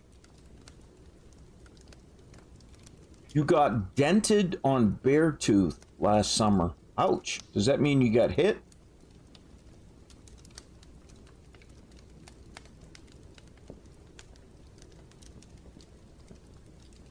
I did not. We didn't go to Bremerton, Witch Coast. We had a pretty tight schedule, and I didn't go to Bremerton. Yeah, the Beartooth Highway is definitely no joke. But I love the motorcycle. Now I can't hold up a two-wheel anymore with my legs, so I converted to a trike. And now we've got an actual camper we pull behind the trike that pops up, king-size bed, air conditioning unit on it, that kind of thing.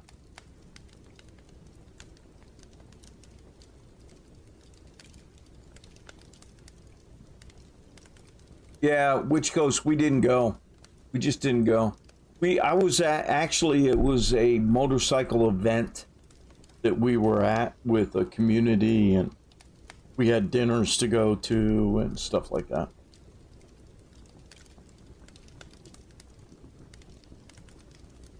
War Wizard, thanks for stopping by. Salutes to you as well. Thank you so much for stopping in, showing your support. Much appreciated. I do say that, I do tell you guys that I've got a very nice living room of my own with a very nice fireplace that I could be sitting in front of. It doesn't look this grand, but it's not bad either. And my wife has a big picture hanging over the mantle of the fireplace done by the famous artist that's now dead, that did all the paintings with the lights. Oh, shoot. Now I can't remember his name either. Captain Honor! What's up?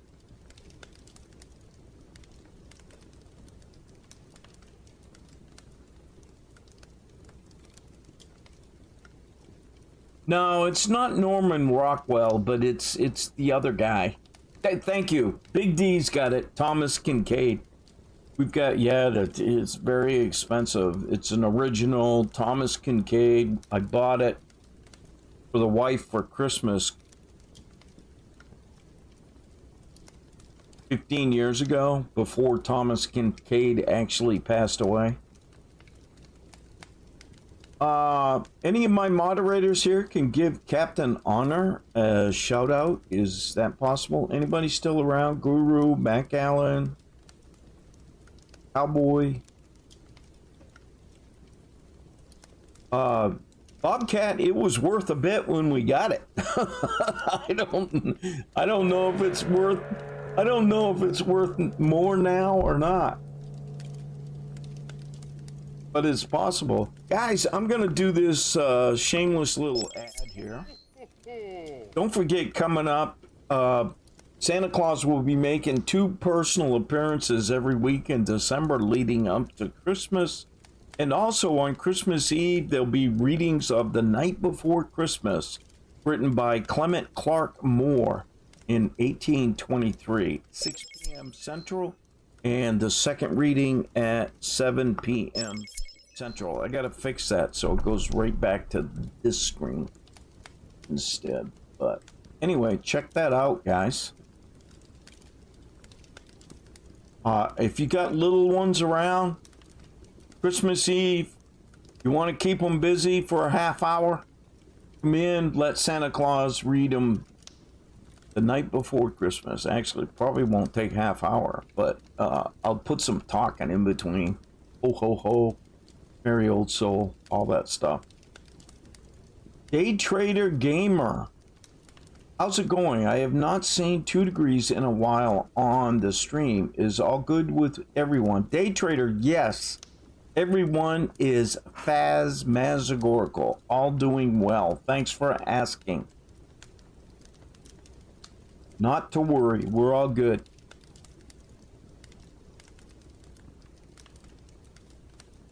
Brittany, thank you for the Veterans Day wishes. Thank you very much.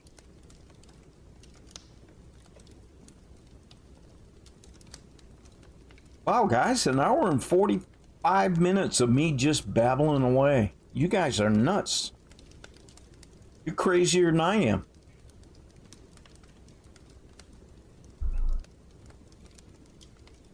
Brittany says, my father served 22 years active duty, United States Marine Corps. And salute. In the corner with you. Thanks, Brittany.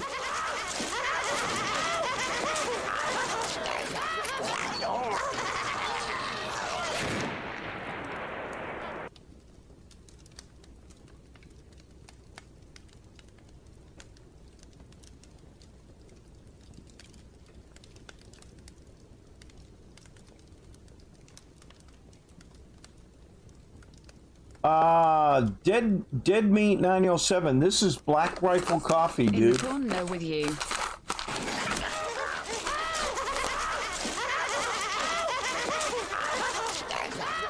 Will you guys stop sending people to the corner? You're interrupting my stream. This is Black Rifle Coffee. I've got 2 kinds right now. This is the one I got today. It's called Freedom Fuel. It is a dark roast whole bean coffee. The other one I have, it's hard to see because some of the label is green. It's also from Black Rifle Coffee. It's their Christmas blend. It's a light roast coffee. No, medium roast. Medium roast coffee. So far, the coffee I like best, which I'm all out of right now, is the JB or Just Black coffee from Black Rifle. And it's a medium roast whole bean coffee. I like that one best so far. And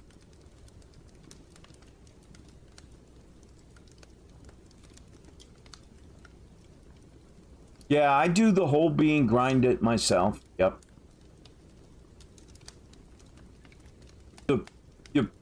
The purple drink, I don't know how it ranks against other comparable brands. As far as I'm concerned, it's top of the list. And by the way, guys, here is the link if you are so inclined.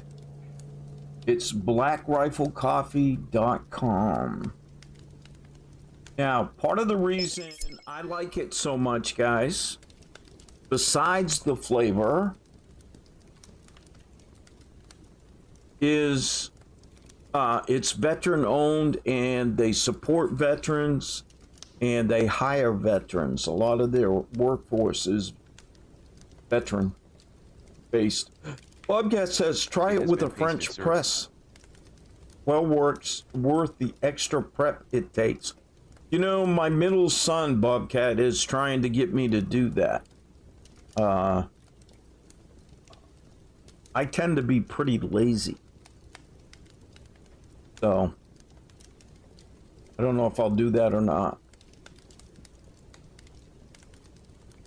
I would like to try, there's another company that's veteran-based with coffee. It's called Operator Coffee. I would like to try them out as well and maybe do a comparison between Black Rifle Coffee and Operator Coffee.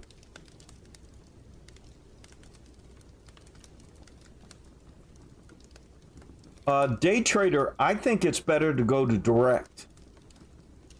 I really do. Amazon's always going to take their cut.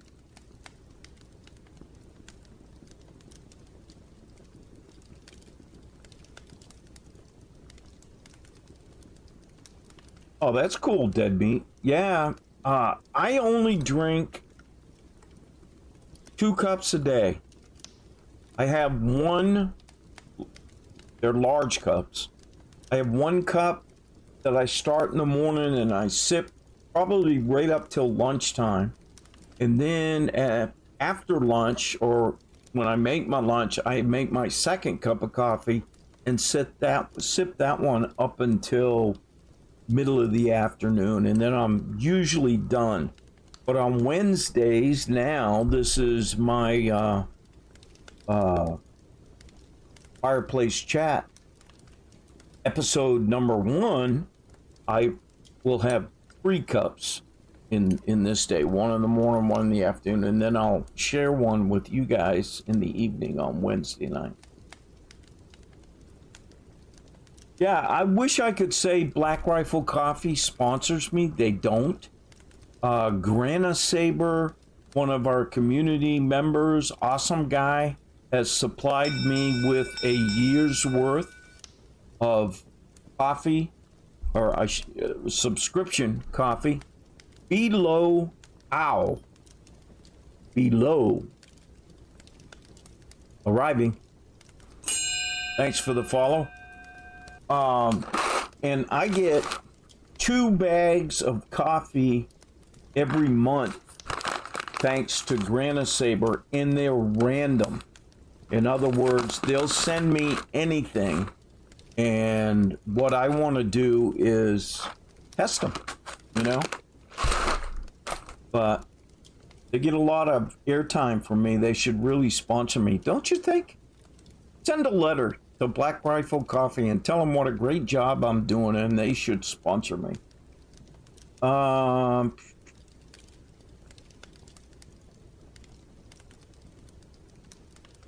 Cold brew reduces the acid. I didn't know that, dead meat. That's good information. Brittany says, only coffee I drink is Krispy Kreme.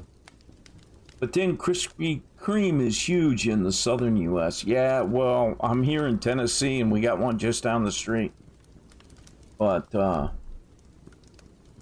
don't support them. Except for their donuts. I like their donuts.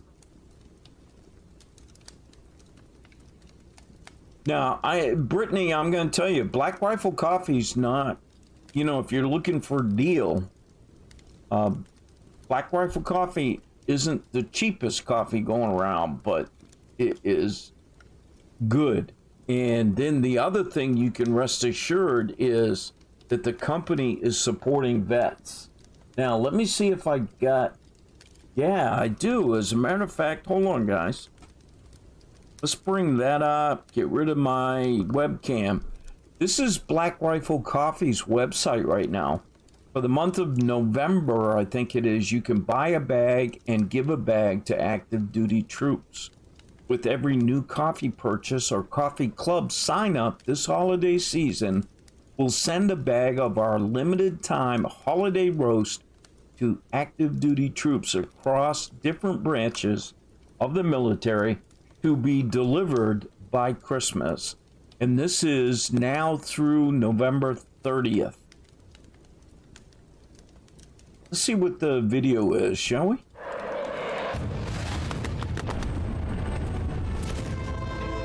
The symbol veteran owned, that obviously means something, but you have to make it mean something. When I get up in the morning and I think about the tasks on hand, most of what continues to push me forward is making sure that the men and women within my veteran community, those still with us and those that have fallen, would be proud of what we put together. The ethical responsibility that I have as a CEO and founder of the company is I have to create opportunity for the people that have carried the same load and have walked the same miles, and that's what we do.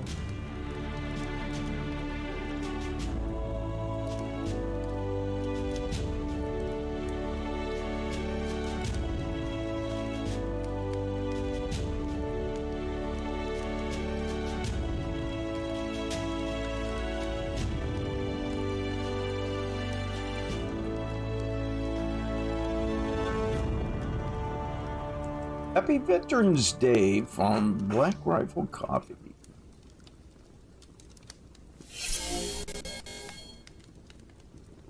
Let me get the right screen up here, guys. There we go. Raiders, did I see you sneak in there a little while ago? Raiders, how you doing? How things going up in God's country up there? Physics, thank you for loving the background.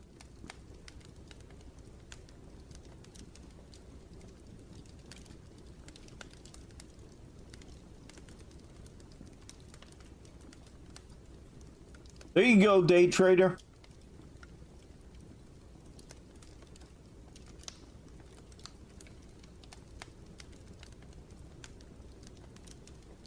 Arrakis MD. Arrakis, how you doing? I still haven't got you a VIP sticker on your account yet. Shame on me. I got it. It's a note right over here. Just haven't done it. How you doing, Arrakis? Thanks for stopping by.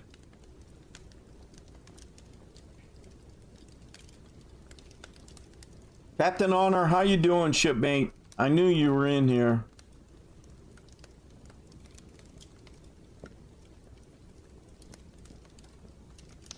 In the corner with you.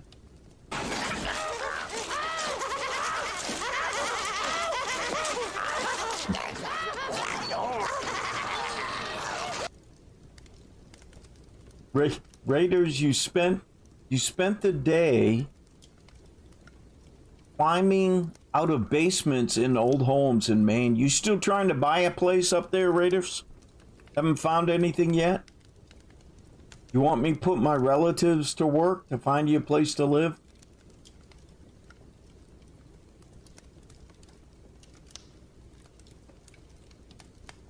Yeah, Rekus, this is something new. This is episode 1 of Fireside Chat with Pops. We're going to see if it catches on. If it does, we're just going to do it once a week and see what happens.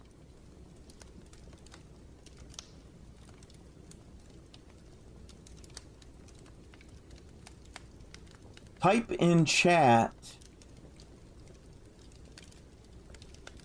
VIP username. Really? Is it that easy? Copy. Copied, sir.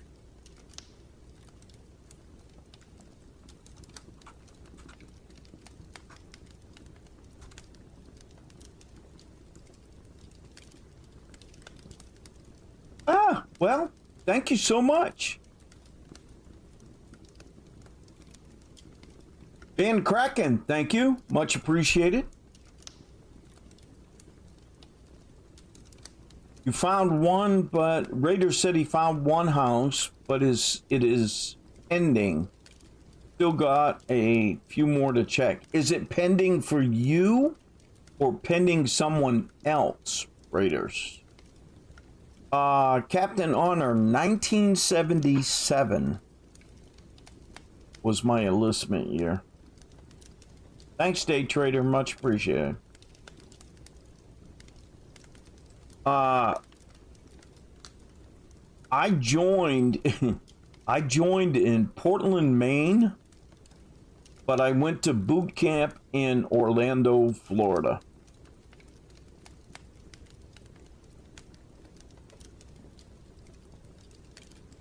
Whirlwind Hunter, thanks for being here. Catch y'all later.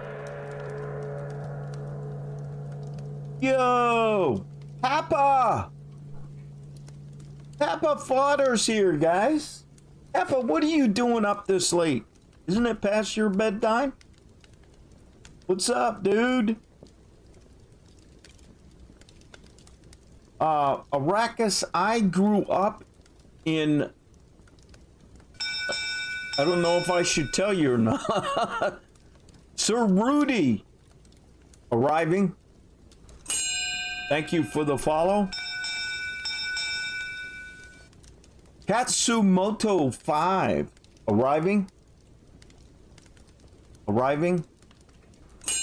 Thank you for the follow.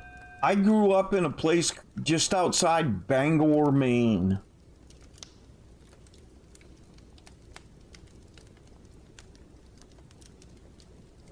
Goodness gracious, Captain Honor. What are you doing? Writing a book, dude?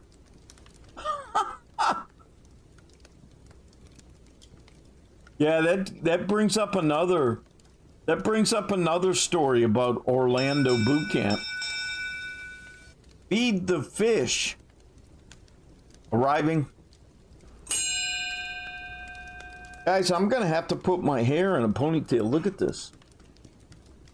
You guys see that? Golly.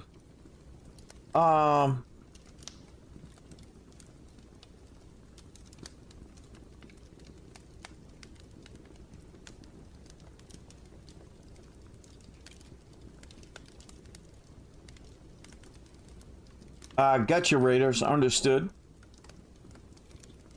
Katsumoto, yes, it is definitely wholesome. It is definitely wholesome. Feed the fish. Arriving. Thanks for the follow. Meaty ball filling. Arriving. Thank you for the follow.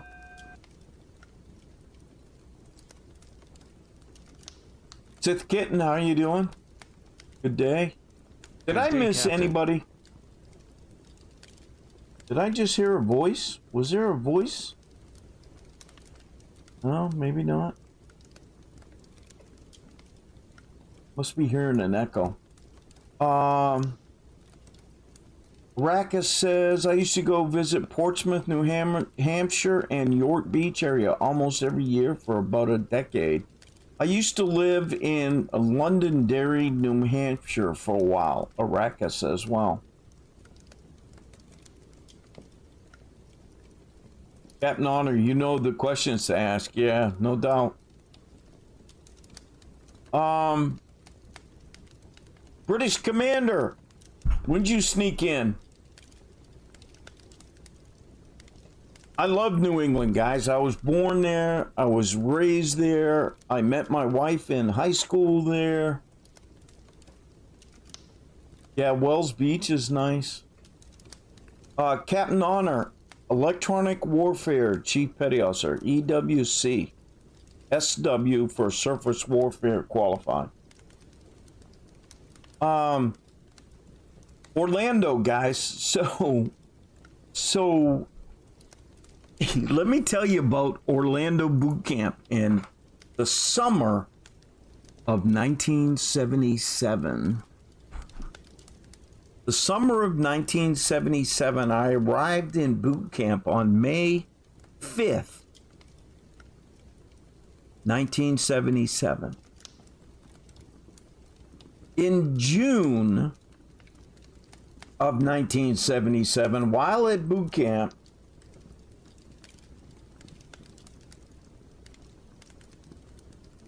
gotcha. Bobcat, I used to work in Boston for 3 years. I was the director of technology for Ernst & Young, which was a accounting firm. It still is. Worldwide accounting firm. I worked in Back Bay in the John Hancock Tower up on about the 30th floor or something like that.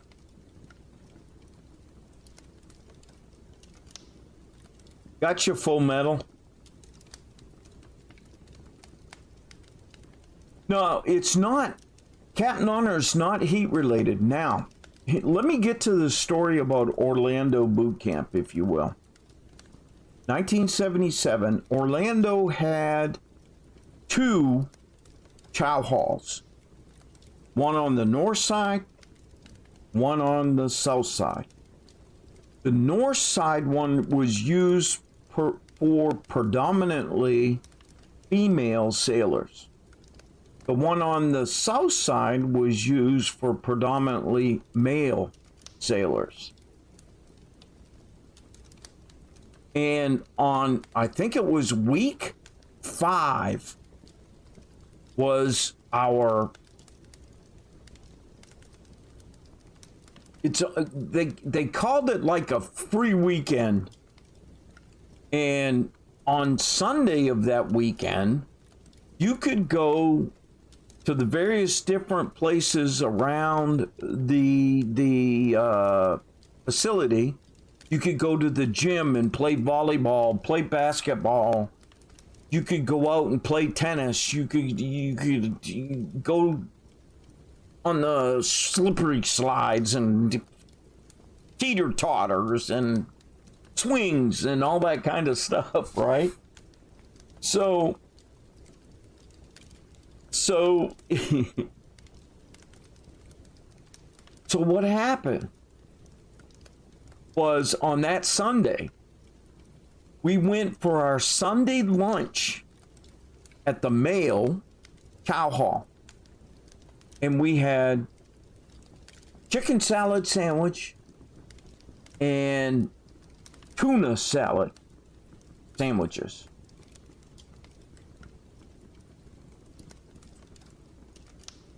Which pretty much everybody was eating the same stuff. Then we went to the gym. I went to the gym. I was playing volleyball.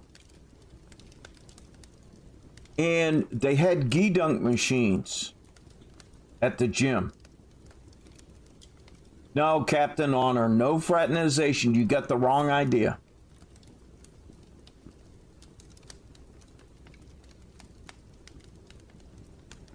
So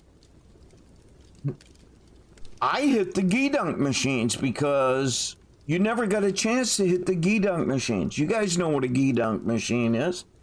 Coca-Cola, Pepsi products, Reese's peanut butter cups, Snicker bars, potato chips, all that crap, right? So I'm hitting the gi dunk machines and I'm drinking sodas and I'm having potato chips and I'm eating candy bars and I'm playing volleyball and I'm drinking and eating and playing volleyball. And then I begin to feel peaked. Guys, peaked. I start to get queasy. And I'm going, man, I don't feel too good.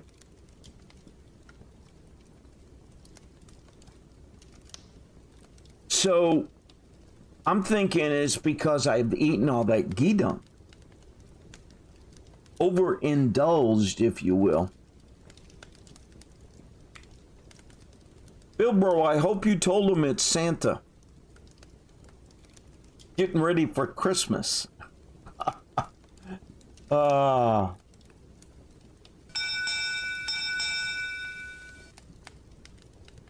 Barakuda 313 arriving. Thanks for the follow. So I go into the restroom, and every urinal has somebody standing in front of it. Every stall had somebody in it except for one. Arrakis with the gift sub arriving. And salute.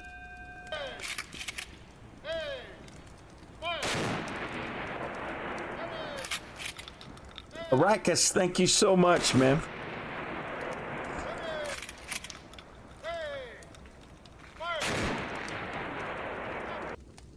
Arrakis, thanks for the gifted sub that went out to Bill Bro Shaggins. Thank you very much. All right, back to the story. Hub 33 is here. Captain Honor with the biddies. Thank you, dude. Much appreciated. You just got your power back, HUD. Yikes. Yikes. So, so I get the one open stall that's left. And guys, every orifice, I kid you not, every orifice on my body that could secrete fluids began to secrete fluids.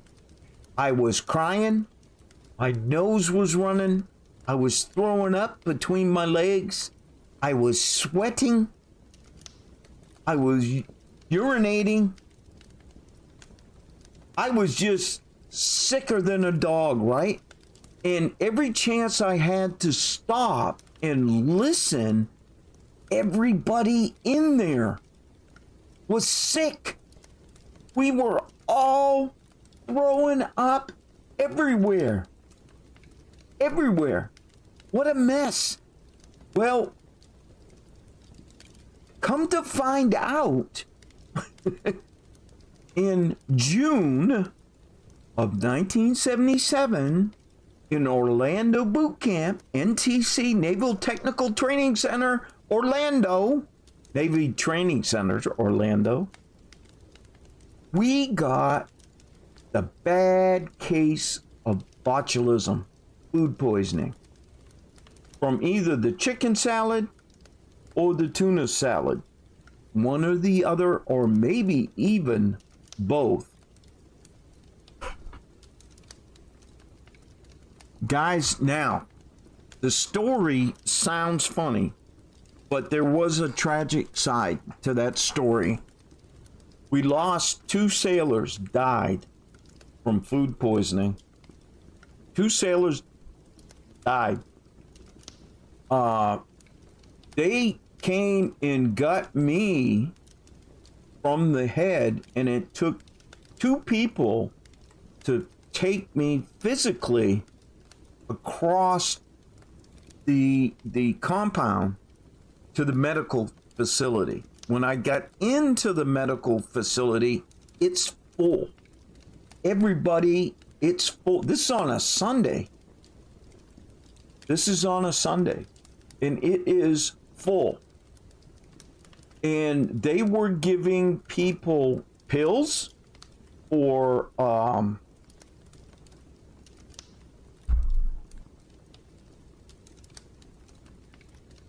on, help me, guys.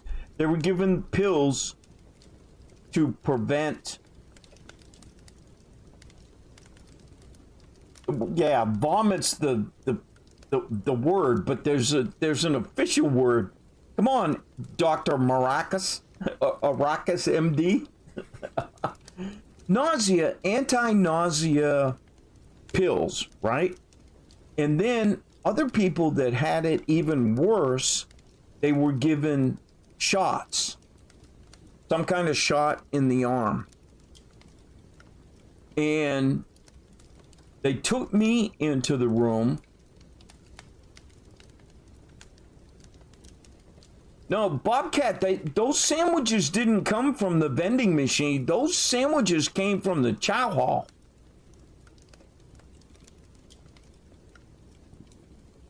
They came from the chow hall, not vending machines. Don't misunderstand. When they took me in, they didn't give me a pill. They didn't give me a shot in the arm. They gave me 2 shots, 1 in each cheek. They basically said, bend over, and gave me a shot in each cheek. And then they put me to bed in my unit, and posted a 24-hour watch on my bed to make sure that I didn't die without them knowing about it, right? And they have never, up until that time, they had never canceled a day of training for any reason at NTC Orlando until that day. On Monday, the whole base was shut down for the investigation, and too many people were sick and blah blah blah. And then the male chow hall was closed immediately, and they brought in equipment and started digging up the pipes in and under the sidewalk. Now, it wasn't the cook's fault, Bobcat. I'm going to tell you, it was the sanitation of the facility, I'm sure. That thing was closed when I left 3 weeks later, 2 weeks later, it was still closed. I don't know how long it remained closed, but that was a huge thing. I thought I was gonna die, and you know that never made the news. Nothing. When I got home and told my family about it, they went, "What? Seriously? You almost died?" And they didn't tell us? Anyway, it was a crazy story, guys. We did lose. It was either 1 or 2 shipmates during that. Might have only been 1. Might have only been 1. I'm not 100% sure. Don't quote me on that. But that was a terrible, terrible situation in boot camp.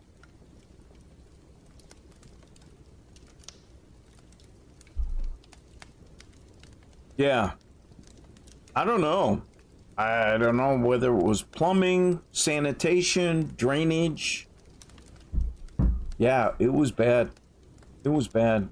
Other than that, boot camp was fun. They called my unit the flag team. I even remember the unit number, 226. Because we had every flag they had going. And when I was in boot camp, they... our company commander, speaking of cooks, our company commander was a cook from the Philippines. He was a senior chief. Catio Black. Arriving. Thanks for the follow. And I even remember his name, Senior Chief Ansag. He was Senior Chief Ansag, and his company, assistant company commander was a CB, Petty Officer First Class, Breck Bill. And so we came up to this one week. We had this big inspection coming up. We had to, and they wanted us to get 4-0 on the inspection so that we got the flag and were able to pass the inspection with honors, etc., etc. And they said, listen, if you guys can do this inspection and get 4-0 on the inspection, Cattle Black, thank you so much for the Veterans Day. Thank you very much. Appreciate it. They would let us pool our money and buy a stereo boombox for the break room. So we were all excited about that. And so we pooled our money and we got 4-0 on the inspection. And on Sunday, we're in the break room, and the company commander comes in with the big box, and he said, here's your boom box, and he lets us unpack it, and we set it up, and we get ready to use it, and he walks over, and he disconnects the plug, the power plug. It's the kind that plugs into the back, so he could take it right off the unit. He takes the plug off, holds it in his hand, swings it around, and he says, now, if you can do that again next week, I'll give you the power plug for it. I kid you not, man. I kid you not. We did get the power plug the next week, but it took us 2 weeks of inspections to get that thing working. Got you, Captain Honor. Thank you.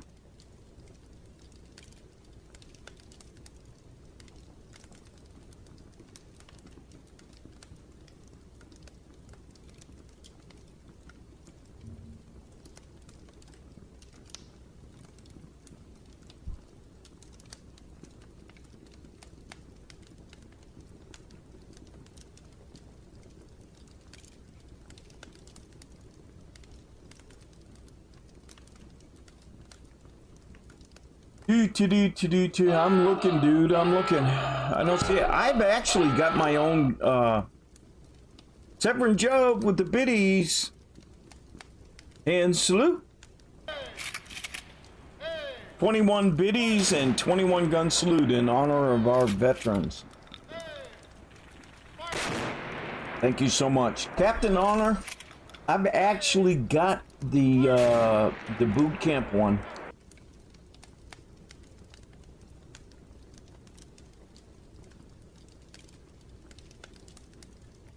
Over here on a shelf somewhere.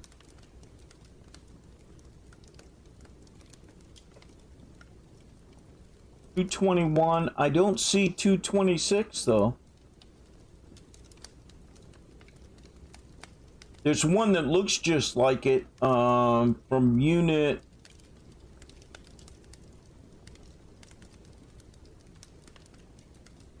378 boot camp. Ours look like that one. I wonder why they have some of them but not all of them. That seems kind of odd. Thanks, Captain Honor. Appreciate that. But I do own the book from there. Although one of the corners is a little chewed up because my dog chewed it up.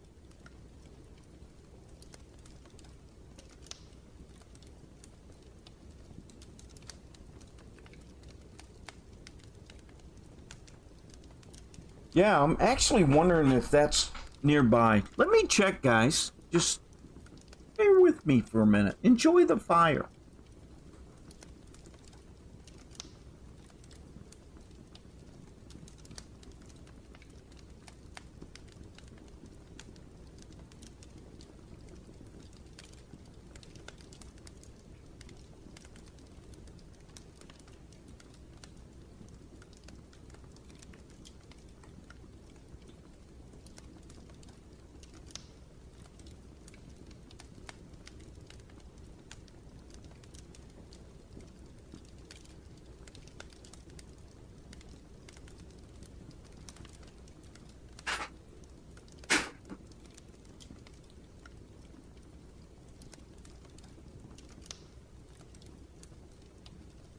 All right, guys, it looked like I was destroying the place over there.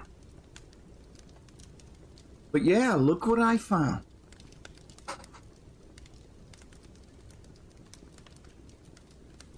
Look what I found, guys.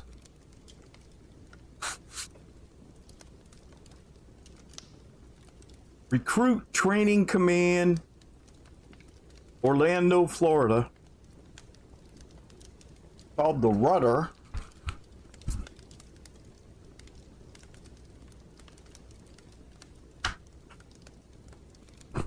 Let's see what's in here.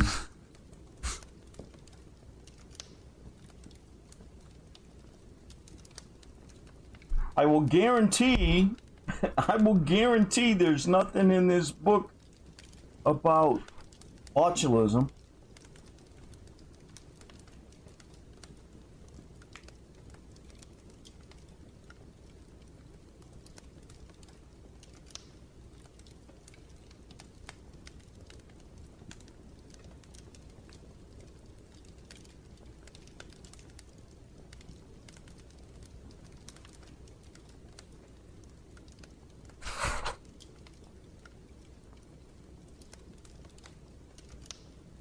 Yeah, sorry guys. you got me looking now, Captain Honor. Got me looking. Let me see if I can find any pictures that might be me.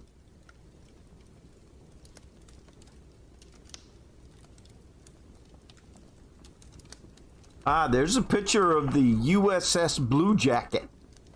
Right there. That was the plywood ship.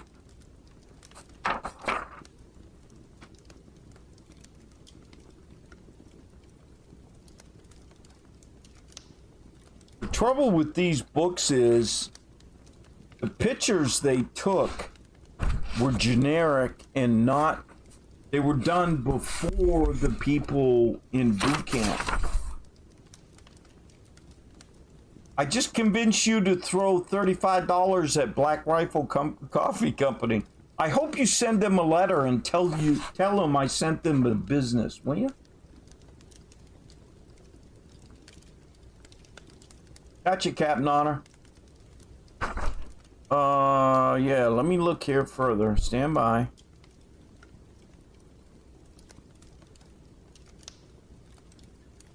Yeah, these are all I hated how they did this. The whole book is full of generic pictures.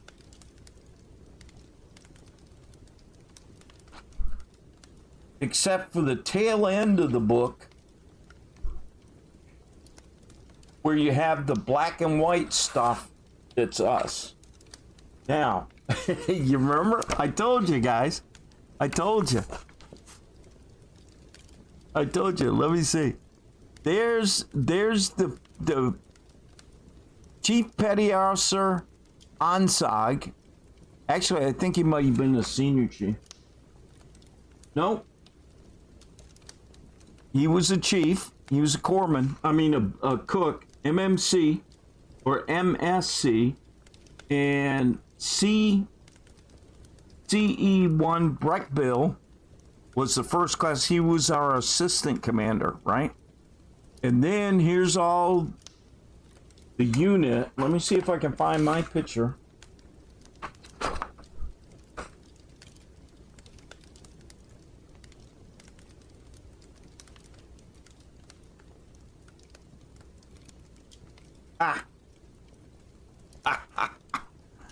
Right there, guys. That's me in boot camp. 24 years old in boot camp.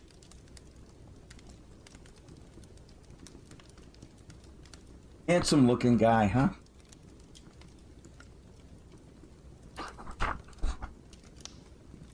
Now, let's see if I'm in any of these other shots, because I think these are actually us.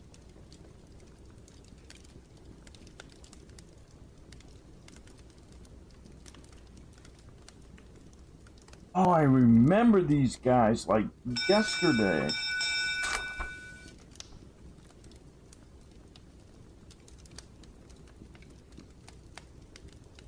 Golly, guys, I just heard a bell, but I don't see what the bell was for.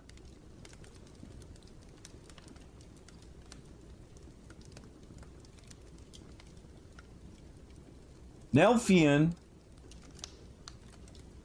arriving.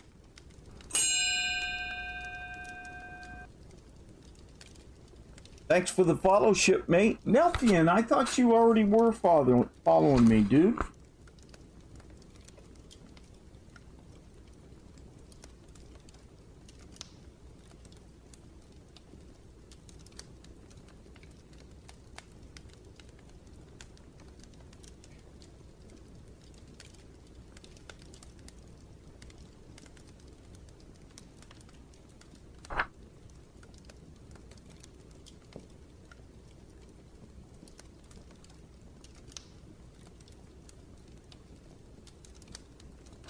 All right, it's hard to tell, but that's me right there standing at attention, covers off for inspection in boot camp.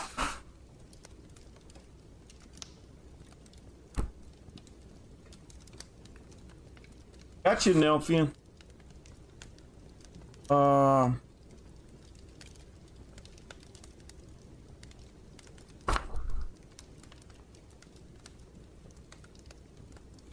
All right, here's the other picture that actually a couple pictures. You can't even see me.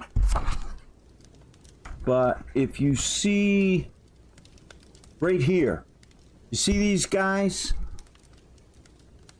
Let me see if I can get that to focus. That's the rifle drill team. I was on the rifle drill team in boot camp.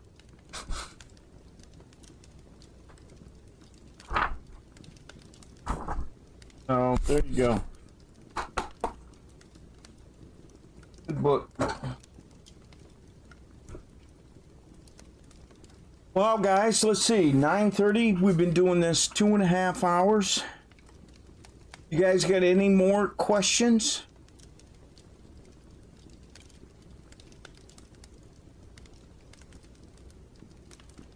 You know, I had some of my best times with the rifle drill team in boot camp. And we got to perform at 3 graduations. The 2 before our own and our own. Got to do 3. Best station you ever had, Captain Honor.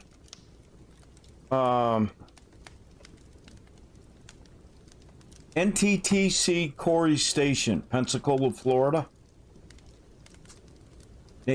Naval Technical Training Station. I was there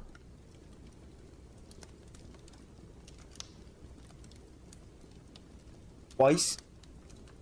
I went there shortly after boot camp and stayed there for 53 weeks for my A and C school training to become an electronic warfare.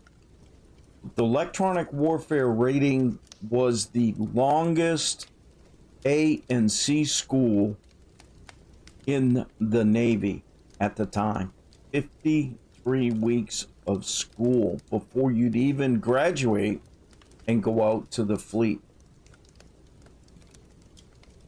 And then I came back there in 1982. That's where I made Chief Petty Officer, and I was also there for 3 years training, teaching as a teacher, teaching C school, maintenance on electronic warfare equipment. That was my best duty station ever. Twice. Got to be there twice. Pensacola. Speaking of pictures,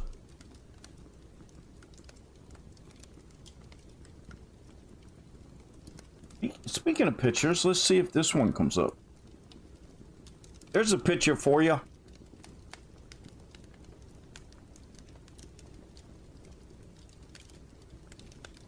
That was taken in 1982 with me and my lovely wife, Mrs. Pops, when I made Chief Petty Officer and got advanced to Chief Petty Officer.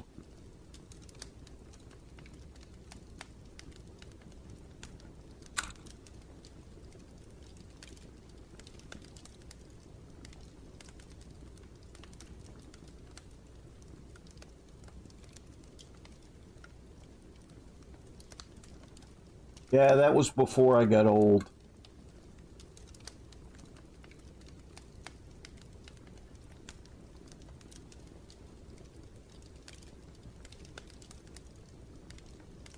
All right, guys, things are beginning to slow down. What else? Anything? Anybody got any other questions? Anybody want to talk about anything before I close this stream down? What's today? Wednesday, right? Tomorrow's Thursday. Public test server tomorrow in World of Warships.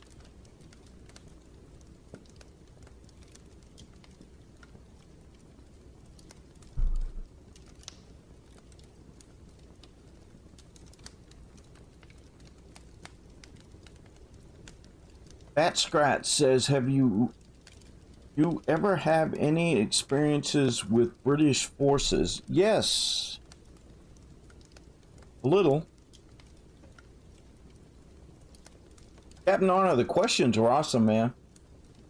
Marcus, I do hunt. I haven't been hunting in a long time.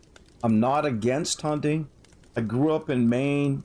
We always went deer hunting, moose hunting. Now back to Bat Scratch. Have you ever had any experiences with British forces? We did joint operations with British forces quite often, but I did have the chance to interface with a British chief who was temporarily assigned to our ship. And then when we got to England, we pulled into Portsmouth, and the chief's mess from one of the British ships invited us over to have a beer. So that's about the only thing I got going on there.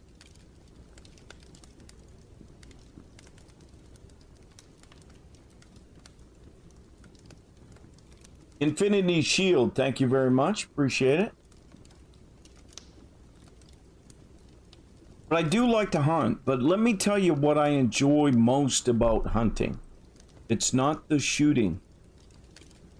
I enjoy being in the outdoors, in the woods, with a firearm for protection, if you will.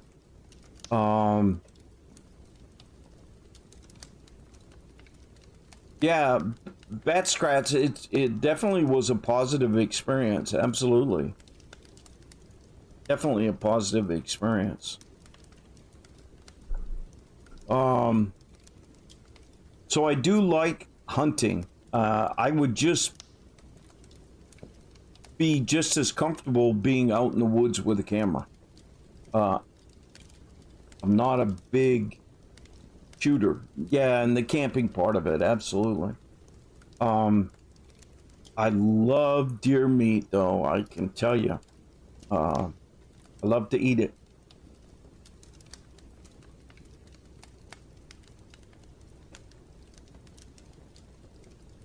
For more of us, do I have a favorite book? You know, I've got to say, I've got to go back. You know, we had the conversation earlier about Dune. I've got to go back to Dune by Frank Herbert as being my favorite. Although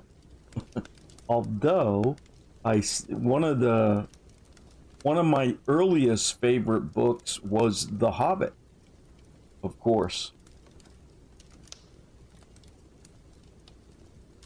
by Tolkien, obviously. Yeah, I really don't know what to do with the stream after this. Do I raid somebody? If I'm doing just a in real life raid, do we raid somebody? Or do I raid a World of Warship person? Yeah, Tolkien's awesome. Tolkien's awesome.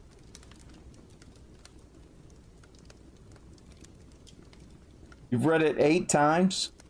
I don't know that I've read it 8 times, but I've read it more than once. Probably 3. I've also read Dune 3 times. And I've got it over here on the bookshelf. I'm almost tempted to pick it up. Oh, Stephen King. Good golly. Raiders, they're going to make me talk about Stephen King. Do you know Stephen King's home in Bangor, Maine has an iron fence around it?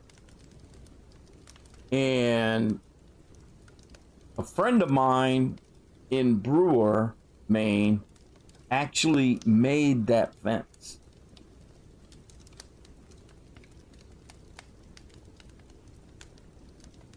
Uh, 420 physics. Favorite memory from the military. Favorite memory from the military.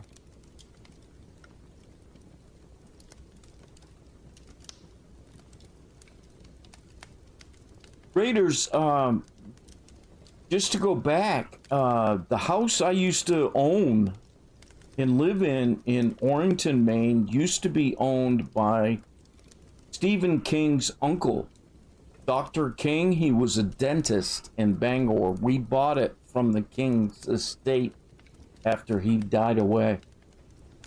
5-acre farm in Orrington. Captain Latibellum, thank you. Appreciate it. My pleasure. Favorite, I don't know. Favorite memory from the military. There's so many.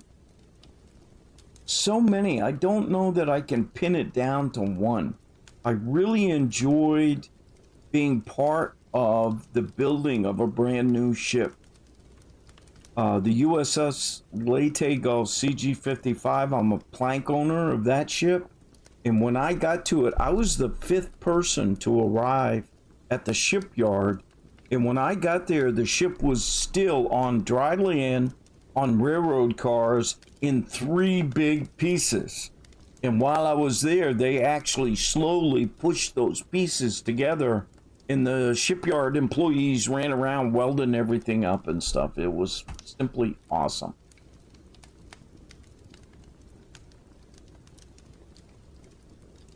CG-54, James. How you doing, dude? Yeah, I got to CG-55, Leyte Gulf. Oh, let's see. That would have been, what, 82, 83, 84, 86? 1986? I was a chief petty officer when I got assigned there. Pascagoula, Mississippi.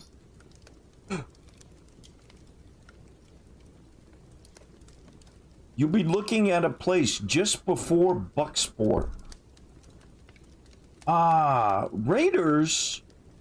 You know what? My nephew and niece, I think, have a place they're selling just before Bucksport. On the Brewer side, you come out of Orrington and you're heading into Bucksport. And they're selling a place that's on the left side of the road as you're headed towards Bucksport. I don't know if they've sold it or not. Wouldn't that be funny? I don't know, Raiders. Wouldn't that be hilarious? A big white house, beautiful house. I've only driven by it. I've never actually been in it. Wouldn't that be crazy?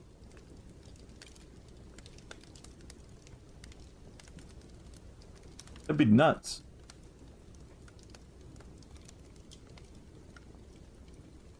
Harpswell. I don't know where Harpswell is, Storm. I don't recall ever hearing that before, Harpswell. By the way, guys, I'm going to put up another ad again for the Santa Claus stream.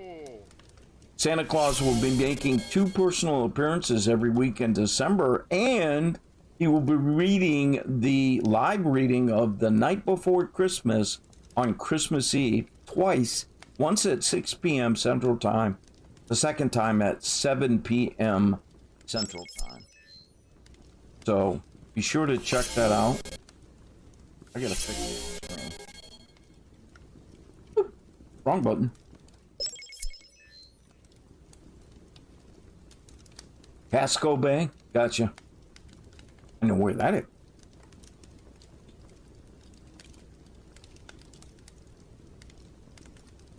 What do you think, guys? Do we just close the stream out and just fade off? Or do we raid somebody from World of Warships? Captain Honor, thanks for being here. Appreciate it. Or do we raid somebody doing something different?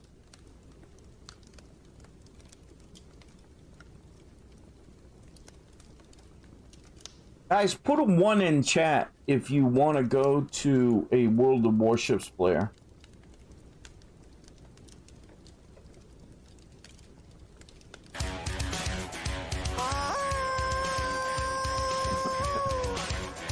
Here comes Bill, bro.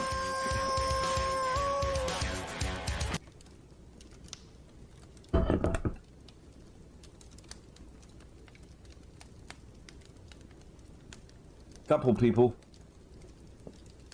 All right, let's take a look. Let's see.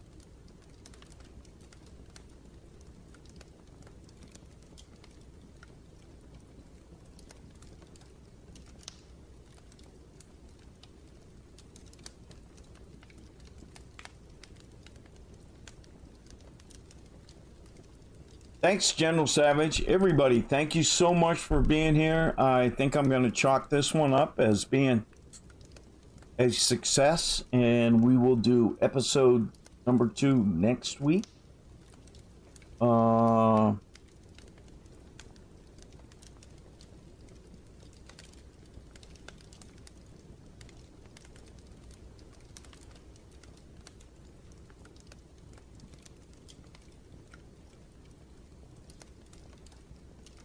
Yeah, guys, I cannot guarantee that the person I'm gonna raid is family friendly. Can't guarantee that. But we'll go ahead and raid. You know what, guys? I do have a stream team member that's up right now.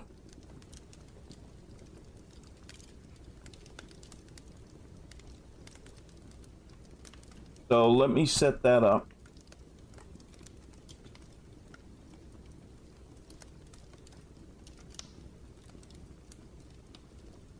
Thanks, Pop. Appreciate it. There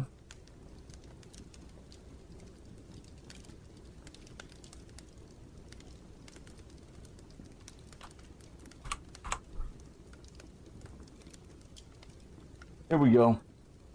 All right, guys. First and foremost, I'm going to tell you how much I enjoyed having you here. It was just so relaxing just having a conversation and telling stories, etc. Yeah. And it was awesome. I enjoyed talking with you guys, learning more about you. Hopefully you learned a little bit more about me. Not that I understand why you'd even care in the first place, but I can't tell you how much I appreciate it. So we're going to go ahead and do the raid. Don't forget, tomorrow my stream should be up with World of Warships regular time, 10 a.m. Central Time. Guru, thank you, dude. Appreciate it.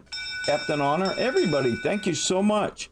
Norse Bjorn, arriving. Thanks for the follow, shipmate.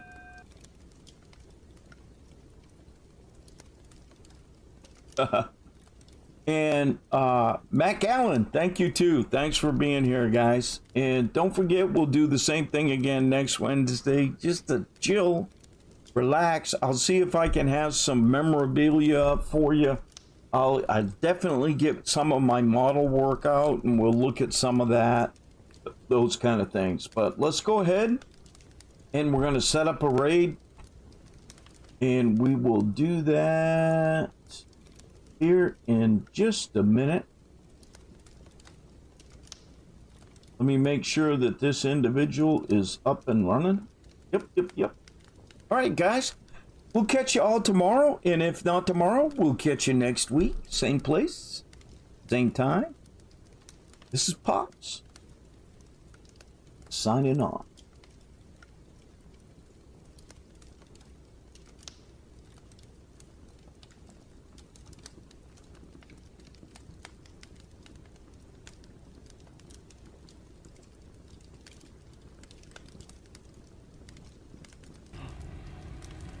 Pops, what's up, buddy? Thank you so much for the raid, sir. I appreciate you bringing everybody over. Very, very cool of you.